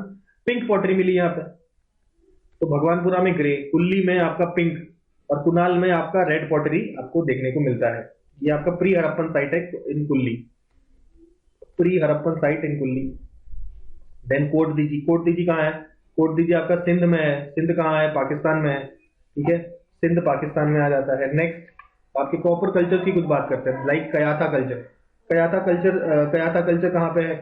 तो ये कल्चर हमने देखा कैल्कोलिथिक, कैल्कोलिथिक और पेलियोलिथिक आपके साइट मिले हैं कयाथा में, मेनली कैल्कोलिथिक साइट मिले हैं उज्जैन में, ये सब डिस्कस कर चुके हैं वैसे बाय द वे। जो मालवा कल्चर भी हमने देखा था, ये आपका ये भी आपका कैल्कोलिथिक कल्चर था। जॉर्वे कल्चर देखा था, ठीक है, जॉर्वे कल्चर में कुछ चीजें हम लोगों ने मिस कर दी थी, जैसे कि हमने बात की थी भाई जॉर्वे कल्चर में आपको जॉर्वे मिला, जॉर्वे के अलावा नेवासा मिला और आपका दाइमाबाद मिला। नेवासा में हमने देखा फर्स्ट टाइम सिल्क हमें फर्स्ट टाइम मिलता है। और अच्छा, यहाँ पे जो चीज हम लोग मिस कर चुके हैं that is Pawara river, Pawara river, Pravara river, PRAVARA, Pravara river के बैंक में आपको मिलता है नेवासा। ढूंढा किसने? MN देश पांडे, MN देश पांडे जी ने ये ढूंढा है साइट नेवासा का। नेक्स्ट इज दाइमाबाद, दाइमाबाद का जो साइट है that was found by BP Bopardikar, BP Bopardikar in 1958, BP Bopardikar 1958 में दाइमाबाद में ढूंढते हैं। ब्रोंज के आइटम्स यहाँ पे आकर मिलते हैं हमको नेवासा, आपका MN देश पांडे, सिल्क का एविडेंस यहाँ पे मिलता है। तो मेनली आपका जॉर्वे कल्चर आपको मिलता है इन अहमदनगर और पुणे जो एरिया है, यहाँ पे जॉर्वे कल्चर देखने को मिलता है, ठीक है। नेवासा हमने देख लिया, नेवासा MN देश पांडे जी ने ढूंढा था, ठीक है। अच्छा, एक चीज और है, construction of arches, construction of arches हमको नहीं देखने को मिलता है इन हड़प्पा, हड़प्पा में आर्चेस नहीं देखने को मिलते हैं। आर्क इस तरीके का स्ट्रक्चर होता है, ऐसे कंस्ट्रक्शन में ऐसे आर्क आपको हड़प्पन कल्चर में, हड़प्पन आर्किटेक्चर में देखने को नहीं मिलता है। इसके साथ ही हम लोगों ने हड़प्पन जो कल्चर है पूरी तरीके से समाप्त कर लिया है, हर एक छोटी छोटी बातें हम लोगों ने यहाँ पे डिस्कस कर ली है। नेक्स्ट जो टॉपिक हम लोग डिस्कस करेंगे दैट विल ऑन द वैदिक कल्चर, वैदिक कल्चर के बारे में नेक्स्ट हम लोग डिस्कशन करेंगे। अब हम लोग नेक्स्ट पढ़ेंगे वैदिक एज, ठीक है। इंडस वैली में हमने काफी चीजें याद करने की थी, ठीक है, अब वैदिक एज में और चीजें हैं याद करने के लिए, ठीक है, तो करेंगे थोड़ा वैदिक एज में जाएंगे। तो वैदिक एज की अगर हम बात करें तो दो प्रकार के पीरियड होते हैं, कौन से? पहला तो होता है ऋग्वैदिक, एक होता है आपका क्या कहते हैं लेटर वैदिक, ठीक है ना, ऋग्वैदिक, लेटर वैदिक। तो ऋग्वैदिक पीरियड में आपका ऋग्वेद लिखा गया, कौन सा पीरियड था वो? 1500 से लेके 1000 BC, ये तो ऑलरेडी हम लोग जानते हैं ना, देख चुके हैं। और 1000 BC से लेके 600 BC तक अगर बात करें तो दैट इज लेटर वैदिक एज। तो ऋग्वैदिक पीरियड में आपका ऋग्वेद लिखा गया था। अब बाकी जो 3 वेद है, बाकी 3 वेद कौन कौन से हैं हमें पता है, सामवेद, यजुर्वेद, अथर्ववेद, ये सब लिखे गए आपके अगले पीरियड में। सामवेद, यजुर्वेद, अथर्ववेद आपके नेक्स्ट पीरियड में लिखे गए हैं। इन दोनों पार्ट को बोलते हैं हम लोग 2 पार्ट्स ऑफ वैदिक एज, ठीक है। तो भैया स्टार्ट करते हैं। तो अब कुछ कुछ बेसिक बातें हम लोग समझेंगे वैदिक एज के बारे में। डायरेक्ट क्वेश्चन पूछे गए इन सब चीजों से, जैसे कि पहले इन्होंने बोला है कि भाई द टर्म शूद्रा, शूद्र का जो टर्म है ये कहां कहां से आया था। तो सबसे पहले जो शूद्र वर्ड जो लिखा गया था वो था पुरुष सूक्ता। पुरुष सूक्ता कहाँ है? आपके 10वें मंडल ऑफ ऋग्वेद में। अब ये मंडल क्या होता है? ये मंडल्स होते हैं चैप्टर्स, टोटल 10 चैप्टर है, 10 मंडल है। 10 मंडल में पहला मंडल, दूसरा मंडल, ये सारे ऐसे तरीके के आपके मंडल है। तो उसमें से तो 10वां मंडल ऑफ ऋग्वेद है, उसमें पुरुष सूक्ता लिखा हुआ है, पुरुष सूक्त लिखा है। उस पुरुष सूक्त में आपका शूद्रा वर्ड मेंशन है। अरे ये पुरुष सूक्त बड़ा सा सूक्त होगा, उसमें छोटा सा एक वर्ड शूद्रा का मेंशन पहली बार आपका आया था। हमें ये भी पता चल गया 10 मंडल होते हैं, ठीक है। तो 10 मंडल में से जो आपके पहले और 10th है, सारे 10 मंडल है ना, 1 2 3 4 करके 10 तक, तो पहला और जो 10वां है वो आपका नया है, और बाकी 2 से लेके जो 9 है वो पुराने हैं, ठीक है। तो ये बात हमको और पता चलती है। अच्छा, ये जो आपका एक और एक किताब है, जोरास्ट्रियन एक रिलीजन है जोरास्ट्रियनिज्म, ठीक है, जो आग की पूजा करते हैं, उनकी जो किताब है उनका नाम है एवेस्टा, जेंड एवेस्टा। तो ये जो एवेस्टा किताब है, इस एवेस्टा किताब में हमने बहुत सारी सिमिलरिटी देखी with Rigveda. Most of the content of Rigveda वो एवेस्टा में भी मिला है। तो ये जो जोरास्ट्रियन जो रिलीजन है वो हम भी कहीं कह सकते हैं उसका काफी हद तक जो है ऋग्वेद से लिया गया है उसको। तो पुराने जमाने में हमने देखा था कि हो सकता है कि सेम ही कल्चर रहा हो, जो ऋग्वेदिक कल्चर है वो आपका जोरास्ट्रियन कल्चर है, और सेम ही कल्चर देखने को मिल सकता है। तो ऋग्वेद आपका पूरा जेंट एवेस्टा का बहुत सारा मोस्ट ऑफ द पोर्शन आपका ऋग्वेद से लिया गया, ये बात हमको समझ में आती है, ठीक है। तो ये जोरास्ट्रियन का लैंग्वेज है, ये भी समझ में आता है। अब थोड़ा एडमिनिस्ट्रेशन की बात कर लेते हैं। भाई अगर हम एडमिनिस्ट्रेशन की बात करें तो एडमिनिस्ट्रेशन में जो सबसे छोटा यूनिट है, सबसे छोटा यूनिट, तो उसको वो है आपका कुल, कुल या गृह, घर। अरे तो आपका जो घर है वो सबसे छोटा है। घर से बड़ा क्या होगा? आपका ग्राम, ग्राम मतलब विलेज, ठीक है। ग्राम से बड़ा उस समय होता था विश, VISH, विश, ठीक है। अंग्रेजी वाला विश नहीं, ये विश है, ठीक है। और हिंदी वाला भी नहीं है, ये विश अलग है, ठीक है।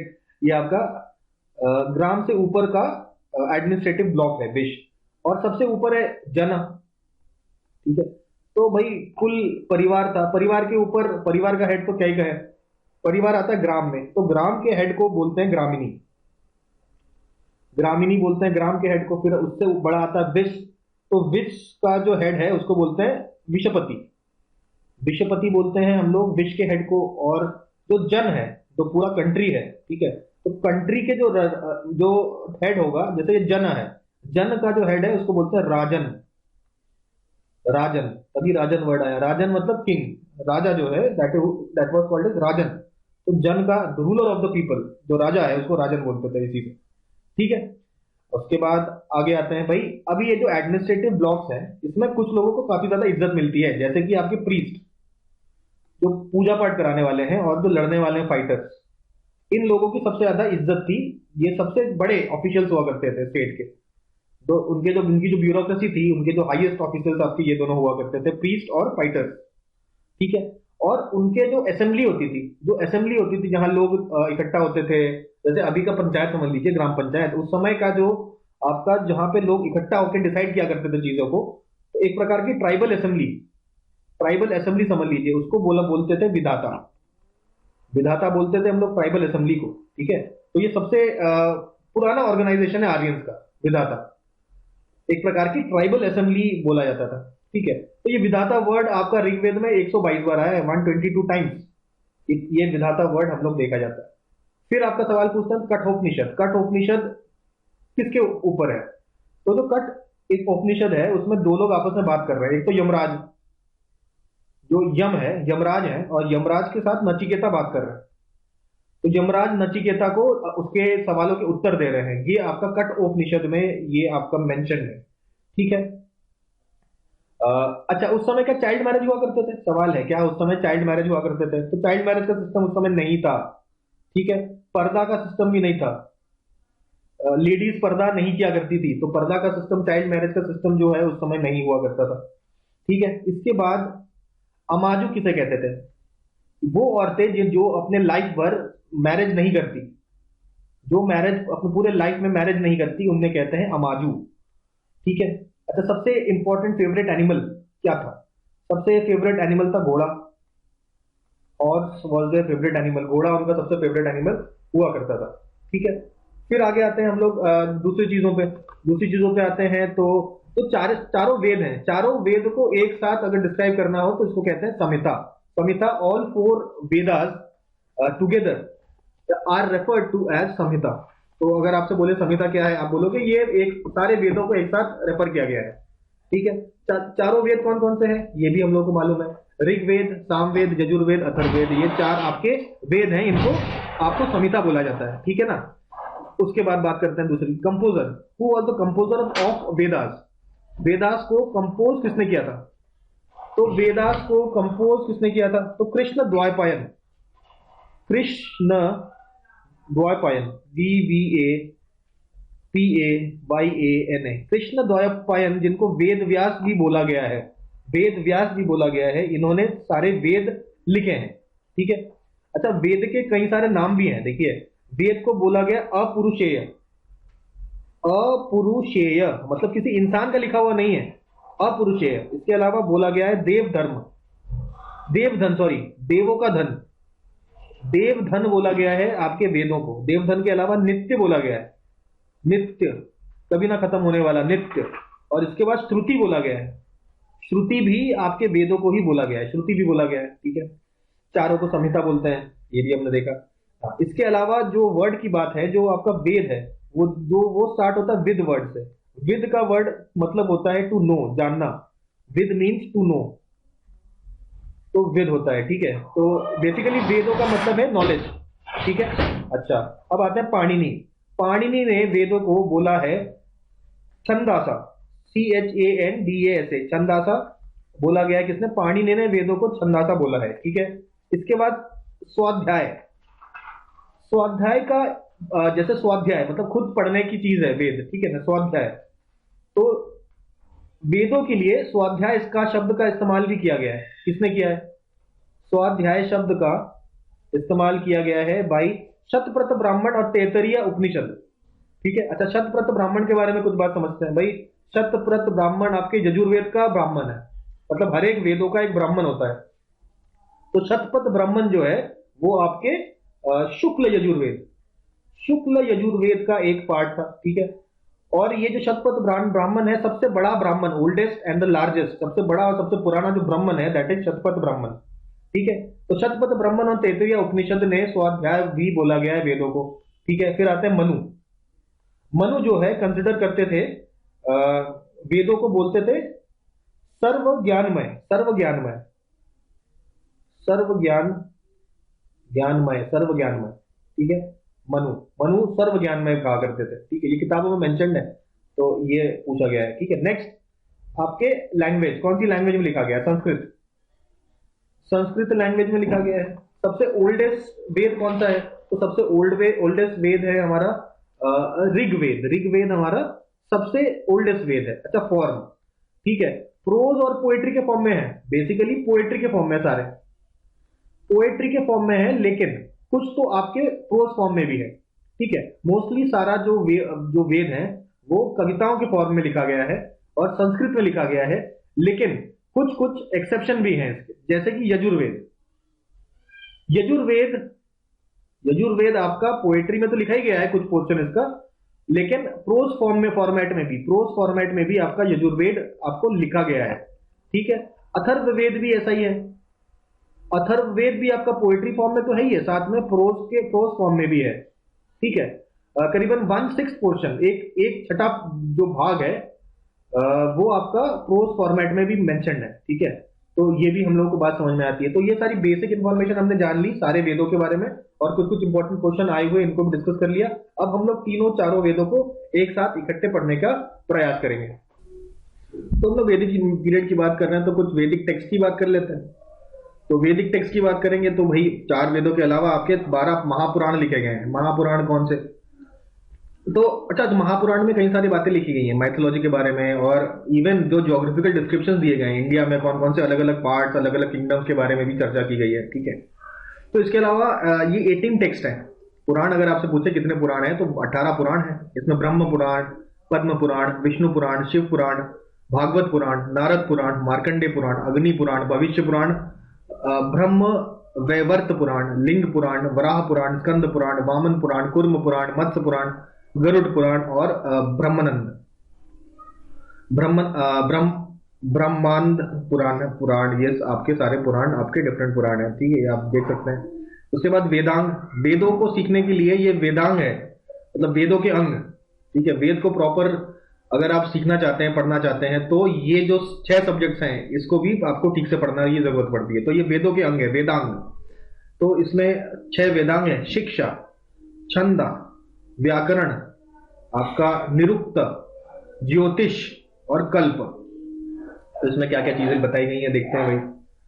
तो इसमें शिक्षा का मतलब फोनेटिक्स, फोनेटिक्स होता है, मतलब किस तरीके से प्रोनाउंस कर रहे हैं। छंद, छंद मतलब क्या लय है, क्या गति से बोला जा रहा है, ठीक है। व्याकरण आपको पता ही है, ग्रामर होता है। निरुक्त, निरुक्त किस तरीके से अलग अलग वर्ड्स फॉर्म होते हैं, उनका ओरिजिन कैसे कैसे होता है, ये आपका निरुक्त। फिर ज्योतिष, ये एस्ट्रोलॉजी के लीजिए, एस्ट्रोनॉमी के लीजिए, भाई एस्ट्रोलॉजी भी तो एस्ट्रोनॉमी का एक पार्ट है।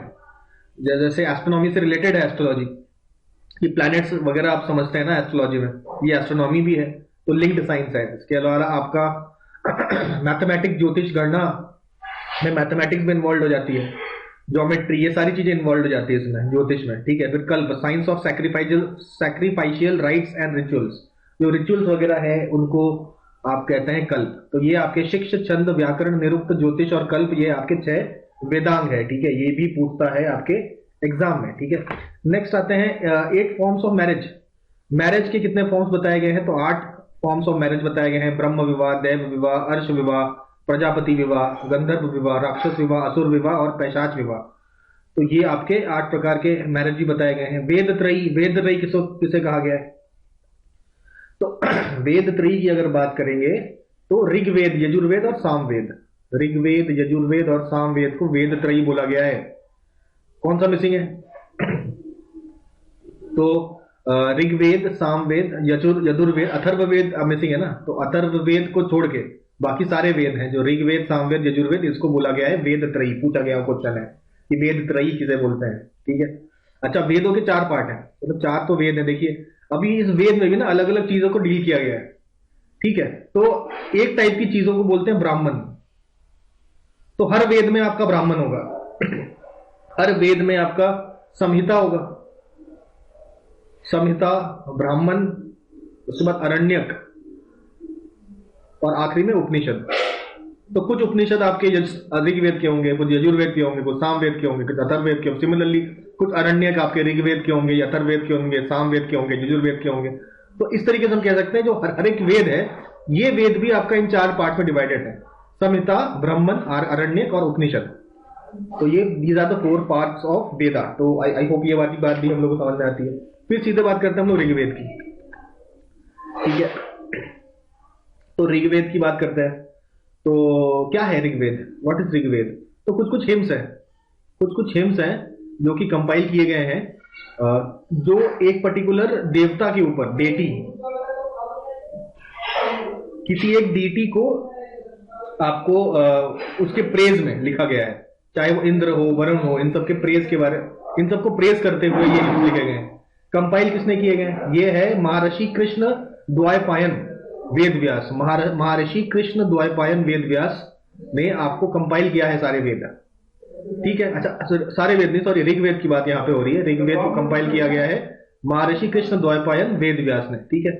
क्या क्या इंफॉर्मेशन आपको इसमें मिलता है, तो कुछ और इंफॉर्मेशन हम लोग लेते हैं इसके बारे में। तो जैसे कि टोटल कितने मंडल हैं, हमें पता है ऋग्वेद में 10 मंडल है। टोटल कितने श्लोक हैं, दैट इज 1028 श्लोक हैं आपके, हिम्स हैं। तो 10 मंडल और 1028 हिम्स, ठीक है। तो ये 10 मंडलों की बात होगी। इसके अलावा कुछ कुछ बात और समझते हैं हम लोग। सबसे रीसेंट वाला जो कौन सा है, 10th is the most recent. सबसे रीसेंट मंडल जो लिखा गया था वो आपका 10th मंडल था। हमने देखा था सबसे लेटेस्ट आपके 1st और 10th है, 1st और 10th में भी सबसे लेटेस्ट आपका 10th है, सबसे पूरा, सबसे जो नया है दैट इज द 10th आपका मंडल, ठीक है। ये 10th मंडल हो गया। अच्छा, ओल्डेस्ट कौन से हैं, तो हमने कहा कि सबसे पुराने जो है 1 और 10, तो सबसे पुराने 2 से लेके 9 तक सारे पुराने होंगे ना, उनमें भी 2 और 7 ये जो है these are the oldest mandals, जो ओल्डेस्ट मंडल है वो दूसरा, सेकंड एंड सेवेंथ मंडल है, इनको बोला जाता है वंश मंडल। इनको वंश मंडल भी बोला गया है, इनको वंश मंडल भी बोला गया है। ठीक है। अच्छा, ऋग्वेद को जो रिसाइट करे उस प्रीस्ट को बोलते हैं होत्रा, उसको होत्रा बोलते हैं। ठीक है, ये होत्रा एक प्रीस्ट है जो ऋग्वेद रिसाइट करता है। ठीक है, इसको समझ में आ गया। अच्छा, नाइन्थ जो आपका है ये डेडिकेट है सोम पे। ये क्वेश्चन पूछे हुए क्वेश्चन है, पूछता है कि जो सोम है, सोम का मेंशन कौन से मंडल में है, तो इसका आंसर हो जाएगा नाइन्थ मंडल में सोम मेंशन है। पूछेगा सबसे पुराना मंडल बताइए, तो आप बोलेंगे सेकंड और सेवन सबसे पुराना मंडल है, इनको वंश मंडल बोला जाता है। सबसे लेटेस्ट कौन सा है, 10 हो गया, ये सारी बातें। अच्छा, अब आपके, अच्छा एक और क्वेश्चन, हमने पुरुष सूक्ता के बारे में था ना, पुरुष सूक्ता कौन से मंडल में है, तो आपके 10th मंडल में है पुरुष सूक्ता। उसी में सबसे पहले शूद्र वर्ड का मेंशन है, शूद्र वर्ड पहली बार पुरुष सूक्ता यानी कि जो 10th मंडल में है उसमें आपका मेंशन रहता है। अच्छा, इसके बाद हमने आपका जेन डेवेस्टा जो है उसके सिमिलैरिटीज हम लोगों ने देख चुके हैं। अच्छा, अब और क्या क्या बात है, पुरुष सूक्ता भी देख लिया है, रिवर्स के बारे में हम बात करते हैं। सबसे सीक्रेट रिवर, जो सबसे सीक्रेट, सबसे ज्यादा सीक्रेट रिवर माना गया है सरस्वती को, सरस्वती को सबसे सीक्रेट रिवर माना गया है। और सरस्वती को बोलते हैं नदी तामा, NADIA, नदिया तामा। नदिया तामा किसको बोला है, नदिया तामा बोला है सरस्वती नदी को सबसे ज्यादा सीक्रेट ऋग्वेद में। अच्छा, तो सरस्वती नदी के अलावा क्या और कोई नदियों के बारे में बात नहीं मेंशन्ड है, तो मेंशन्ड है, गंगा के बारे में मेंशन्ड है, यमुना के बारे में भी मेंशन्ड है। तो आपका यमुना 3 बार मेंशन्ड है और गंगा आपका 1 बार मेंशन्ड है। ठीक है, तो ये बात होगी आपके रिवर्स के बारे में। अच्छा, सबसे ज्यादा फेमस डीटी कौन है, कौन से देवता हैं जिनके ऊपर सबसे ज्यादा हिम्स लिखे गए हैं, तो 250 बार आपके मेंशन्ड है इंद्रा। इंद्र देव जो हैं उनका मेंशन सबसे ज्यादा किया गया है, 250 बार इन द ऋग्वेद। ठीक है, उसके बाद वर्ण, हमने कहा शूद्र सबसे पहले आपका आता है ऋग्वेद में, इसके अलावा वर्ण वाला सिस्टम जो है ये भी आपका ऋग्वेद में पहली बार आता है। ठीक है, तो ये सब बात हो गई ऋग्वेद की। अब ये ऋग्वेद के ऊपर फॉरेनरों ने काफी इंटरेस्ट लिया, कौन कौन फॉरेनरों ने इंटरेस्ट लिया देखते हैं। सबसे पहले आते हैं फेडरिक रोजन। फेडरिक रोजन साहब कहते हैं कि इसको हम लैटिन में लिख देंगे, तो लिख दिया लैटिन में। इसके बाद आते हैं मैक्स मुलर। मैक्स मुलर साहब ने उस समय पे एक किताब थी जिसका जो लिखा था भाई सायन आचार्य, सायन आचार्य, आचार्य ने ऋग्वेद के ऊपर एक कंपाइलेशन लिखा था ऋग्वेद का संस्कृत में, तो उसको ट्रांसलेट कर दिया इन्होंने इंग्लिश में, हो गया फेमस मैक्स मुलर साहब। ठीक है, उसके बाद नेक्स्ट आते हैं हम लोग, आपका सबसे पहली बार अगर ऋग्वेद को इंग्लिश में ट्रांसलेट करने की बात है तो वो किया विल्सन ने, ऋग्वेद को इंग्लिश में किया। ये जो मैक्स मुलर थे ये सायनाचार्य के जो लेख है उनको इंग्लिश में ट्रांसलेट किया, सबसे पहली बार ट्रांसलेट विल्सन ने किया ऋग्वेद को। ठीक है, ये पूरी कहानी हम लोग ऋग्वेद समझ लिया। अगले में आते हैं, नेक्स्ट सामवेद। भाई सामवेद क्यों इंपॉर्टेंट है, ये म्यूजिक के ऊपर डेडिकेटेड है, this is dedicated by on music. Samaveda में म्यूजिक के आचार्य कौन बोले गए, आदि आचार्य जो हैं आपके म्यूजिक के आचार्य, वो कौन है, वो है जैमिनी। जैमिनी आपके सामवेद में मेंशन्ड है आचार्य। जैमिनी के अलावा सुकर्मा, सुकर्मा भी मेंशन्ड है, सुकर्मा भी जिन्होंने सामवेद के ऊपर और कुछ भी लिखा है, तो वो सुकर्मा भी आचार्य है, जामिनी भी आचार्य है, दोनों सामवेद के म्यूजिक के आचार्य माने गए हैं। तो आचार्य वाला कंसेप्ट भी हम लोगों ने समझ लिया। अब समझते हैं टोटल इनमें मंत्र कितने हैं, तो 1869 मंत्र टोटल है, लेकिन इन सारे मंत्रों में कहीं रिपीटेशन भी है। तो अगर आपको देखा जाए कि ओरिजिनल कितने टोटल मंत्र है, तो 1549 आपके मंत्र जो हैं ये ओरिजिनल मंत्र हैं टोटल। और 1549 में से कहा गया है कि भाई 1474 तो ऋग्वेद से ही लिया गया है, तो आप समझ सकते हैं कितना बड़ा पोर्शन ऋग्वेद का ही है। तो सामवेद जो है इसका जो मोस्टली सामवेद जो है ऋग्वेद का ही एक पार्ट समझ लीजिए, क्योंकि मोस्ट ऑफ द तो इसके जो हिम्स हैं वो तो ऋग्वेद से लिए गए हैं। 75 ओरिजिनल है, बस इनमें माइनस करिए 1549 से 1474 को, तो 75 आता है। तो 75 आपके ओरिजिनल मंत्राज है सामवेद में, बाकी सारे ऋग्वेद से ही लिए गए हैं। ठीक है, ये म्यूजिक के ऊपर सबसे पुराना टेक्स्ट, तो ऑब्वियसली वेदों से पुराना क्या होगा, म्यूजिक के ऊपर सबसे पुराना जो टेक्स्ट है वो आपका सामवेद ही कहा गया है। ठीक है, अच्छा, जिस तरीके से ऋग्वेद को जो रिसाइट करता था उसको बोला जाता था होत्रास, और जिस तरीके और सामवेद को जो प्रीस्ट रिसाइट करता है उसको बोला जाता है उदगत्रा। उदगत्रा, UDGATRA, उदगत्रा प्रीस्ट है। अच्छा, अब जब बात करते हैं टोन्स की, सारे टोन्स आपके सारे गामा पाधा नी सा, 7 टोन्स मेंशन्ड है इसमें, ठीक है। सामवेद का उपवेद भी है, उपवेद। उपवेद सामवेद का कौन सा है? यह है गंधर्व वेद। गंधर्व वेद is the Upaveda of Samaveda. तो इसी के साथ ही हम लोगों ने सारे कंप्लीट कर लिए ऑफ सामवेद म्यूजिक के ऊपर, ठीक है। नेक्स्ट बात करते हैं हम लोग यजुर्वेद की। तो यजुर्वेद की अगर बात करें, इसको वेद और ये इसको जो ओरिजिनल है, ये ऐसा कहा गया वायु से ओरिजिनेट है। यजुर्वेद इज ओरिजिनेट फ्रॉम वायु। 2 पार्ट्स हैं इसके, शुक्ल यजुर्वेद और कृष्ण यजुर्वेद। शुक्ल यजुर्वेद और कृष्ण यजुर्वेद है, ठीक है, ये देखा। तो यजुर्वेद में बात किसकी है? बात हुई है रिचुअल्स की। जिस तरह सामवेद म्यूजिक के ऊपर है, उसी तरीके से Yajurveda is on rituals, rituals पर आधारित है। अच्छा, फिर वही बात आते हैं प्रीस्ट। प्रीस्ट जो रिसाइट करता है यजुर्वेद को, उसको बोलते हैं अध्वर्यु। अध्वर्यु, ये थोड़ा वायु से साउंड करता है ना, वायु जैसा साउंड करता है, हमने कहा वायु से निकलता है ये यजुर्वेद, ठीक है। तो अर्धवर्यु जो है वो प्रीस्ट है। तो अर्धवर्यु देखा हमने, उदगत्रा था सामवेद का और होत्रा था ऋग्वेद का। आई होप ये सारी चीजें याद करते चलिए एकदम डायरेक्टली, ठीक है। अच्छा, चैप्टर्स की बात करें तो मंडल की अगर हम लोग बात करें तो कितने मंडल हैं? तो इसमें 40 मंडल हैं और 2000 वर्सेस हैं, 2000 वर्सेस हैं इसमें, ठीक है। तो ऑब्वियसली हमने बात करी रिचुअल्स की। रिचुअल्स को यज्ञ भी बोलते हैं ना, यजना, अंग्रेजी में ऐसा यजना लिखते हैं, ठीक है, यज्ञ, ठीक है। This is the method of यज्ञ सैक्रिफाइसेस, ठीक है। अब आपसे एक पूछा हुआ क्वेश्चन है, cradle of elephants. Cradle of elephants आपसे पूछेगा, क्रेडल ऑफ एलिफेंट्स कौन से वेद में मेंशन्ड है? तो cradle of elephants is mentioned in Yajurveda. ये आए हुए क्वेश्चंस हैं तो ये इंपॉर्टेंट हो जाते हैं, बार बार रिपीट कर सकते हैं, ठीक है। अच्छा, कुछ प्रकार के यज्ञ, यज्ञों के बारे में तो सारी बातें हो गई ना। तो यज्ञ के बारे में बात करने वाला कौन है? यजुर्वेद। तो अगर आपसे ये पूछा जाए कि राजसूय यज्ञ, राजसूय यज्ञ और वाजपेय यज्ञ ये कहां पर मेंशन्ड है? तो आप कह देंगे यजुर्वेद, क्योंकि जब अगर आप बात करते हैं यज्ञों की तो वो यजुर्वेद में ही सारे मेंशन्ड होते हैं। तो ये सारे बात हम लोगों ने देख लिया है। इसे गति या कर्म का वेद भी बोलते हैं, इसे गति का और कर्म का वेद भी बोलते हैं। कर्म या गति, एक्चुअली आपकी जो गति है नेक्स्ट जन्म में वो आपके कर्म डिसाइड करेगी। तो आपका कर्म और आपकी गति आपके, तो कर्म क्या है? बेसिकली कर्म कांड ही तो है ये, जो रिचुअल्स और यज्ञ करते हैं उसी को तो कर्म कांड कहते हैं। तो जो जैसा आप कर्म करेंगे वैसी आपकी गति होगी नेक्स्ट लाइफ में। तो इसीलिए इस जो बुक को हम लोग कह सकते हैं वेद ऑफ गति और कर्म।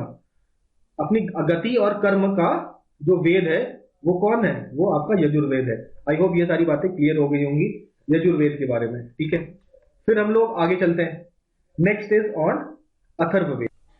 अच्छा, यजुर्वेद में कुछ चीजें और रह गई हैं, अथर्ववेद जाने से पहले हम लोग यजुर्वेद में कुछ और बातें देखते हैं। जैसे कि अगर आपसे ये कह दे कि कौन से उपनिषद हैं आपके, तो उपनिषद जो है वो आपके कई सारे हैं, उसी को देखेंगे हम लोग। उनमें से पहला तो आपका है बृहद अरण्यक उपनिषद। बृहद अरण्यक उपनिषद शुक्ल यजुर्वेद का पार्ट है, एज फॉर शुक्ल, शुक्ल यजुर्वेद का पार्ट है बृहद अरण्यक उपनिषद। क्यों इंपॉर्टेंट है बृहद अरण्यक उपनिषद? क्योंकि अस्तोमा सद्गमय, आपसे पूछेगा कि अस्तोमा सद्गमय कहां से लिया गया है। अस्तोमा सद्गमय लिया गया है बृहद अरण्यक उपनिषद, जो कि यजुर्वेद, शुक्ल यजुर्वेद का पार्ट है। और कौन कौन से उपनिषद आपके यजुर्वेद के पार्ट है? तो इसमें आपके बृहद अरण्यक उपनिषद के अलावा आपके तैत्रीय उपनिषद, तैत्रीय उपनिषद, TAITTIRIYA, तैत्रीय उपनिषद के अलावा कठोपनिषद, कठोपनिषद, इसके बाद श्वेतेश्वर, SHWETESHWAR, श्वेतेश्वर उपनिषद, इसके अलावा मैत्रेयनी, मैत्री उपनिषद, मैत्रिनी, मैत्रेयनी, मैत्रेयनी या मैत्री उपनिषद, ईशा उपनिषद, और इसके अलावा महानारायण उपनिषद, महानारायण उपनिषद। ये सारे उपनिषद आपके यजुर्वेद के पार्ट हैं। और फिर हमने बृहद अरण्यक उपनिषद के बारे में भी बात की।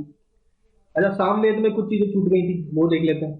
भाई सामवेद की अगर हम बात करें तो सामवेद की उपनिषद कौन से हैं, तो याद रखिए केन उपनिषद और छंदोग्य उपनिषद, CHANDOGYA, छंदोग्य उपनिषद और केन उपनिषद आपके सामवेद की उपनिषद है। ठीक है, सामवेद के ब्रांचेस पूछेगा, what are the different branches of Samaveda. तो सामवेद के 3 ब्रांचेस हैं। पहला है कौमुटिया, KAUMUTHIYA, कौमुटिया। इसके अलावा रनयनिया, रनयनिया, रनयनिया है। और तीसरा है जैमिनिया, जैमिनिया,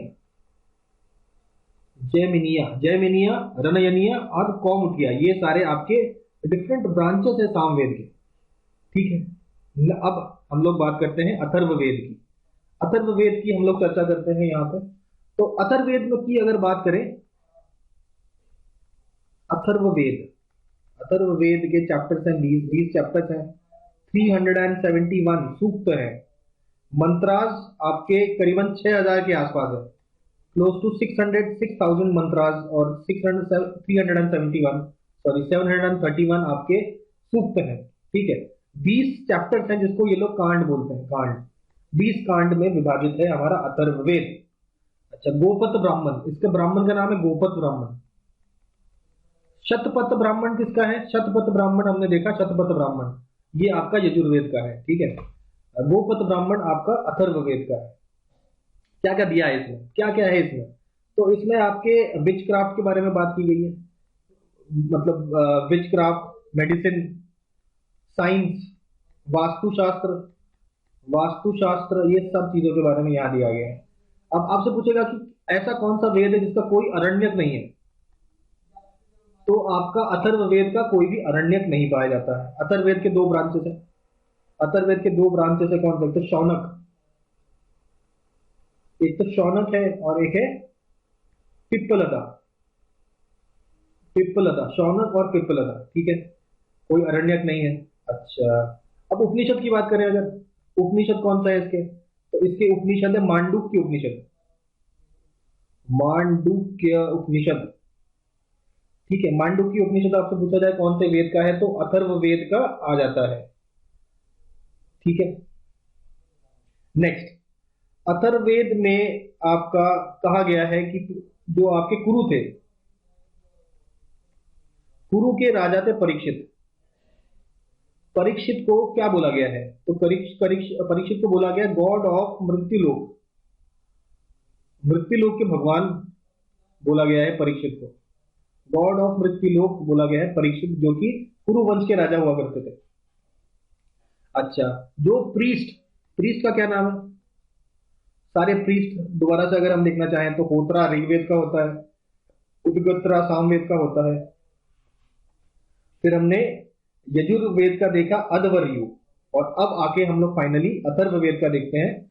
तो अथर्ववेद के प्रीस्ट को बोला जाता है ब्रह्म, अथर्ववेद के प्रीस्ट को बोला जाता है ब्रह्म। ठीक है, अच्छा, उसके बाद एक क्वेश्चन है कि सभा और समिति, सभा और समिति, सभा और समिति 2 बेटियां थी, 2 डॉटर्स ऑफ, किसकी बेटियां, प्रजापति, प्रजापति की 2 बेटियां थी, सभा और समिति। ये इंफॉर्मेशन कहां दिया हुआ है, ये भी आपका यजुर्वेद में दिया गया है। ठीक है, तो ये बात हो जाती है हमारे यजुर्वेद की। फिर ऋग्वेद में भी एक छोटा सा पोर्शन हमारा छूट गया है, दैट इज मंडल। 10 मंडलों में कौन कौन से मंडल में क्या क्या चीजें दी गई हैं, ये भी हम लोग अभी देखते हैं। अब पढ़ेंगे हम लोग ऋग्वेद के जो 10 मंडल है उनके बारे में। उससे पहले हमसे एक चीज पता होनी चाहिए कि टोटल अरण्यक कितने हैं। तो मेजर अरण्यक 7 हैं। आपसे पूछे पुराण कितने हैं, तो आप कहेंगे पुराण 18 हैं। तो ये सब कुछ बातें पता होनी चाहिए। अगर वेदांग कितने हैं, तो 6 हैं। शादी करने के तरीके कितने हैं, 8 हैं। तो ये सब आई होप आप लोगों को याद होंगे। ठीक है, स्टार्ट करते हैं मंडलों की। तो मंडल में हमने देखा 2 से लेके 7 मंडल जो हैं, ये सबसे पुराने आपके मंडल माने जाते हैं। 10th मंडल सबसे ज्यादा लेटेस्ट मंडल आपका 10th मंडल है। ठीक है, 9वां मंडल हमने देखा सोम के प्रति डेडिकेटेड है। अब ये जो आपके मंडल्स होते हैं किसी न किसी एक ऋषि के द्वारा लिखे गए हैं या ऋषि को डेडिकेटेड होते हैं। जैसे कि सेकंड मंडल घृत समादा ऋषि, घृत समादा, घृत समादा ऋषि के ऊपर है। घृत समादा ऋषि को वर्ल्ड के पहले इंजीनियर बोला गया है, वर्ल्ड का पहला इंजीनियर। सबसे पहले इंजीनियर कौन है? घृत समादा ऋषि। उसके बाद थर्ड मंडल आपका बिलोंग्स टू विश्वामित्र, विश्वामित्र जी पर ये डेडिकेटेड है। ये सबसे पहले रिलीजियस टीचर बोले गए, फर्स्ट रिलीजियस टीचर, सबसे पहले रिलीजियस टीचर बोले गए हैं विश्वामित्र जी। ठीक है, तो ये हो जाता है। अच्छा, आपसे पूछा जाए कि गायत्री मंत्र कौन से मंडल में है, पहले तो पूछा जाए कौन से वेद में है, तो गायत्री मंत्र जो है ये आपका तीसरे मंडल से एसोसिएटेड है। अच्छा, गायत्री मंत्र में कौन सी देवी की अर्चना की जाती है? तो यह है सावित्री जी की। सावित्री जी को सुबह की देवी बोला जाता है, goddess of the morning, goddess of morning, सुबह की देवी। ठीक है, तो ये हो गया गायत्री मंत्र के बारे में। ठीक है, विश्वामित्र जी का है। ठीक है, विश्वामित्र आपके कुशिका कुल से रिलेटेड होते हैं, कुशिका कुल, कुशिका कुल से रिलेटेड है विश्वामित्र, और सबसे पहले रिलीजियस टीचर बोले जाते हैं। इसके बाद फोर्थ मंडल आपका रिलेटेड है वामदेव से, वामदेव, वामदेव। इसमें लिखे गए कृषि मंत्र, कृषि मंत्र, कृषि कैसे करते हैं उसको लेकर मंत्र लिखे गए हैं आपके फोर्थ आपके मंडल में। ठीक है, उसके बाद फिफ्थ मंडल पे आते हैं, ये है अत्रि ऋषि। ये अत्रि ऋषि को डेडिकेटेड है। जो सिक्स्थ आपका मंडल है वो डेडिकेटेड है आपके ऋषि भरद्वाज, भरद्वाज ऋषि को डेडिकेटेड है छठा। और सातवां जो मंडल है that is dedicated to Vashishtha Rishi, Vashishtha Rishi को डेडिकेटेड है हमारा सातवां मंडल। ठीक है, इसमें आपका मंडूक सूक्त, मंडूक सूक्त, मंडूक सूक्त आपका किस कहां पे लिखा गया है? ये आपके सातवें मंडल में लिखा गया है, जिसमें मंडूक, मंडूक में आपको वेद पाठी ब्राह्मण जो हैं उनको कंपेयर किया गया है फ्रॉग से, क्रोकिंग फ्रॉग्स, क्रोकिंग फ्रॉग से कंपेयर किया गया है, जो टर कर बोलते हैं रेनी सीजन में, उनसे कंपेयर किया गया वेद पाठी आपके जो ब्राह्मण हैं उनको। तो मंडूक सूत्र में ये चीज मेंशन्ड है जो कि आपके सातवें मंडल में है। ठीक है, तो 2 से 7 सबसे पुराने मंडल थे। इन मंडल के जो सारे ऋषियों को बोला गया है प्रगर्त, प्रगर्त, सबको एक साथ बोला गया प्रगर्त, इन सारे ऋषियों को, 2 से 7 मंडल वाले जो ऋषि हैं। अच्छा, उसके बाद 8वें मंडल के हैं कन्वा ऋषि, कन्वा ऋषि। अच्छा, 9वां मंडल हम जानते हैं सोम को डेडिकेटेड है। सोम को पावमान भी बोला गया है, पावमान, PAVAMAN, पावमान भी बोला गया है सोम को। और ये है अंगिरा ऋषि, अंगिरा ऋषि को डेडिकेटेड है, अंगिरा ऋषि। ठीक है, और उसके बाद हमारा आता है 10वां मंडल। ठीक है, अभी 10वें मंडल की अगर हम बात करें तो इसमें पहली बात तो हमें पता है कि कई सारे सूक्त हैं, और इसके जो सबसे लेटेस्ट मंडल भी आपका। ठीक है, अब बात करते हैं हम लोग जो आपके जो 10th जो आपका वो है मंडल है उसके ऋषियों को क्या बोलते हैं, और फर्स्ट मंडल के ऋषि को क्या बोलता है। तो फर्स्ट मंडल के जितने भी ऋषि हैं, कोई एक ऋषि नहीं, कई सारे ऋषि हैं, उनको बोलते हैं शातुर चिन्ना, शातुर चिन्ना, शातुर चिन्ना बोलते हैं। और जो आपके 10वें मंडल वाले हैं उनको बोलते हैं महासूक्ता, महासूक्त। तो ये आपके महासूक्त है। ठीक है, तो ये सारे मंडलों की बात यहाँ पे हो गई है। अब बात करते हैं कुछ और पुराने रिवर्स, जो हमारे रिवर्स है ना उनके पुराने नाम क्या क्या है। तो सबसे पहले याद रखिए जो अक्सिनी, असकिनी, सॉरी असकिनी रिवर जो है वो क्या है, याद रखिए ए के बाद आता है बी, बी के बाद आता है सी, सी मतलब चनाब। ठीक है, नेक्स्ट आपका है विपासा, विपासा, विपासा, और विपासा सुनने में विपाशा भी लगता है ना, तो ये बी समझ लीजिए, विपाशा प्रोनाउंस करता हूं मैं इसको, क्यों? क्योंकि बी फॉर विपाशा और बी फॉर ब्यास। ठीक है, तो विपाशा जो है वो ब्यास है। ठीक है, उसके बाद आपका पुरुषिनी, पुरुषिनी, फिर वही पी, उसके बाद आता है क्यू, क्यू के बाद आता है आर, आर मतलब रावी नदी, पुरुषिनी है रावी नदी। उसके बाद आता है वितस्ता, वितस्ता, वितस्ता का कोई ट्रिक नहीं है, झेलम याद रखिए, वितस्ता इज झेलम। उसके बाद कुभा, सॉरी कुंभा, कुंभा है काबुल, केप और कुंभा, केप और काबुल, ठीक है। उसके बाद आपका गोमल, सॉरी गोमती, गोमती जो है वो है गोमल नदी, G for Gomti, G for Gomal, ये सब काफी आसान बातें हैं, ये तो हम लोगों को समझना है। इसके बाद आपका है शुतुद्री, शुतुद्री भी आसान है, Shutudri, S for Shutudri, S for Sutlej, Shutudri भी याद हो जाएगा। उसके बाद है सदानीर, सदानीर याद रखिए गंडक, केवल सदानीर याद रखिए और वितस्ता याद रखिए, बाकी तो ट्रिक है, ठीक है, बाकी तो हमने ट्रिक बता दिया। वितस्ता झेलम है और सदानीर जो है, सदानीर है हमारा गंडक, ठीक है। नेक्स्ट बात करते हैं दृशदवती, दृशदवती हम लोग पढ़ चुके हैं, दृशदवती, दृशदवती क्या है, घग्गर, आपकी घग्गर नदी है दृशदवती, ठीक है। शुतुद्री होता है, एक और है स्वात नदी, स्वात नदी है, स्वात नदी, सुवस्तु, सुवस्तु क्या है, स्वात जो रिवर है that is Suvastu. I hope ये पुराने नदियों के नाम याद हो जाएंगे। फिर कुछ कुछ वैदिक टर्म्स हमें पता होने चाहिए, जैसे कि आपका गोपता कौन है, गोपता, राजा को बोलते हैं हम लोग, किंग को, गोपता। उसके बाद ये तो बहुत बार पूछा गया है, आपका अगन्य किसको बोलते हैं, अघन्य, अघन्य, अघन्य मतलब गाय को अघन्य बोलते हैं, जिसको मारा मारा नहीं जाना चाहिए, अघन्य, ठीक है। उसके बाद वॉर को क्या बोलते हैं, गविष्टा, गविष्टा, ये सब पूछे हुए क्वेश्चन है, गविष्टा, गेसु, गम्य, ये है नाम आपके वॉर, लड़ाई को ये सब ये बोले जाते हैं, ठीक है। अच्छा, उसके बाद गोहंता किसे बोलते हैं, गोहंता, गोहंता बोलते हैं आए हुए आपके जो गेस्ट हैं, जो आपके घर में आते हैं, अतिथि बोलेंगे जिसको, आपके अतिथि को बोलते हैं गोहंता, ठीक है। अच्छा, यहां तक याद रखने के बाद आप देखिए सीता जी कहाँ मिली थी, सीता जी जमीन के अंदर मिली थी ना, तो सीता जी जमीन के अंदर मिली थी, तो सीता किसको बोलते हैं, सीता बोलते हैं जब आप आपका खेत में इस तरीके से आप जो अ, हल चलाते हैं, हल चलाने के बाद ऐसे लाइंस बन जाते हैं ना, तो इन लाइंस को ही बोला जाता है सीता, ठीक है, इन्हीं लाइंस को बोला बोला जाता है सीता। तो ये हमको समझ में आया। इसके अलावा जो हमारा ये बनाते किसने, प्लाव से, प्लाव को बोला जाता है लंगल, प्लाव को बोला जाता है लंगल, ठीक है। फिर आते हैं कारपेंटर, तक्षण, तक्षण, कारपेंटर,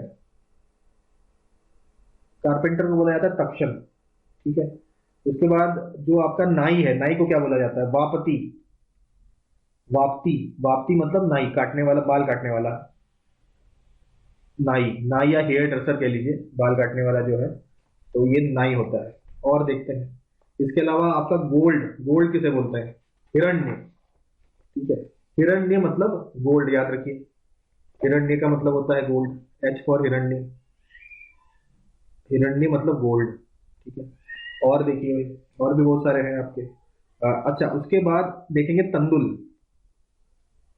तंदुल बोल दीजिए, या व्रीहि, तंदुल या व्रीहि, ये आपके राइस को बोलते हैं, राइस बोल दीजिए, पैडी बोल दीजिए, ठीक है। हमने बोला हिरण्य मतलब गोल्ड, इसके अलावा सुवर्ण भी बोल सकते हैं, सुवर्ण भी आप बोल सकते हैं, ठीक है। फिर गोधूम क्या है, अगर राइस तंदुल है और व्रीहि है, तो गोधूम मतलब पता होना चाहिए, वीट, गोधूम मतलब आपका वीट होता है, ठीक है। अच्छा, अब ये मिट्टी में हम लोग गोबर डालते हैं फर्टिलाइजर के लिए, तो काउ डंग जो होता है या फर्टिलाइजर, उसको बोलते हैं करिश। उस समय तो ये एनपी के टाइप फर्टिलाइजर्स नहीं होते थे, काउ डंग से ही हम लोग फर्टिलाइजर का काम लेते थे, तो काउ डंग को ही हम लोग बोलते हैं करिश, करिश, ठीक है। अच्छा, तंदुल व्रीहि गोधूम हो गया। इसके अलावा होता है कि यवा, यवा मतलब बारले, ये भी कई बार पूछा गया है, ठीक है। अच्छा, अच्छा, हमने देखा है कि ब्रिक मतलब क्या होता है, ब्रिक, ब्रिक, ब्रिक मतलब बुल, बुल जो है उसको बोलते हैं ब्रिक, ठीक है। उसके बाद आपके आते हैं व्रजपति, ब्रजपति कौन है? ब्रजपति जो आपका लैंड का ओनर होता है ना, पैस्चर लैंड, जहाँ खेती भी हो रही है और आपके काउस भी रखे हुए हैं, तो वो सारा जो पैस्चर जहाँ से काउस खाना खा रहे हैं अपना आके, तो यहाँ पे एग्रीकल्चर भी कर सकते हो, ये आपका कहते हैं ब्रजपति। पैस्चर लैंड का जो ऑफिसर इंचार्ज होता था उसको बोलते थे ब्रजपति। उसके बाद आपसे पूछा जाएगा अक्षवाप। अक्षवाप कौन था? तो अक्षवाप इज अकाउंटेंट। अक्षवाप इज अकाउंटेंट, याद रखिए। अच्छा, उसके बाद ग्रासलैंड को बोलते थे खिल्य। खिल्य मतलब ग्रासलैंड, खिल्य। ठीक है। अच्छा, वो लैंड जहां वो जब बहुत ज्यादा फर्टाइल था, तो आज भी हम लोग बोलते हैं उर्वरा। उर्वरा का मतलब होता है फर्टाइल लैंड। ठीक है। अच्छा, और जो ग्रेन्स होते हैं, चाहे वो राइस हो, व्हीट हो, ग्रेन्स को क्या बोलते हैं? ग्रेन्स को बोला जाता है धन्य। DHAANYA, धन्य बोला जाता है ग्रेन्स को। ठीक है। धन्य बोला जाता है ग्रेन्स को। तो डेजर्ट को क्या बोला जाएगा? धनवा। THANVA। धन्य मतलब ग्रेन्स, धनवा मतलब डेजर्ट। धनवा, जहां पे आपके ग्रेन्स ना मिले, धनवा। तो ये सारी बातें हो जाती हैं। तो ये आपके टर्म्स हम लोग ने देख लिए, ऋग्वेदिक के टर्म्स। ये सारे टर्म्स इंपॉर्टेंट है, पूछे जा सकते हैं कौन से टर्म को क्या बोलता है। तो इस वाले स्लाइड में हम लोगों ने ये इंपॉर्टेंट पोर्शन फिनिश किया।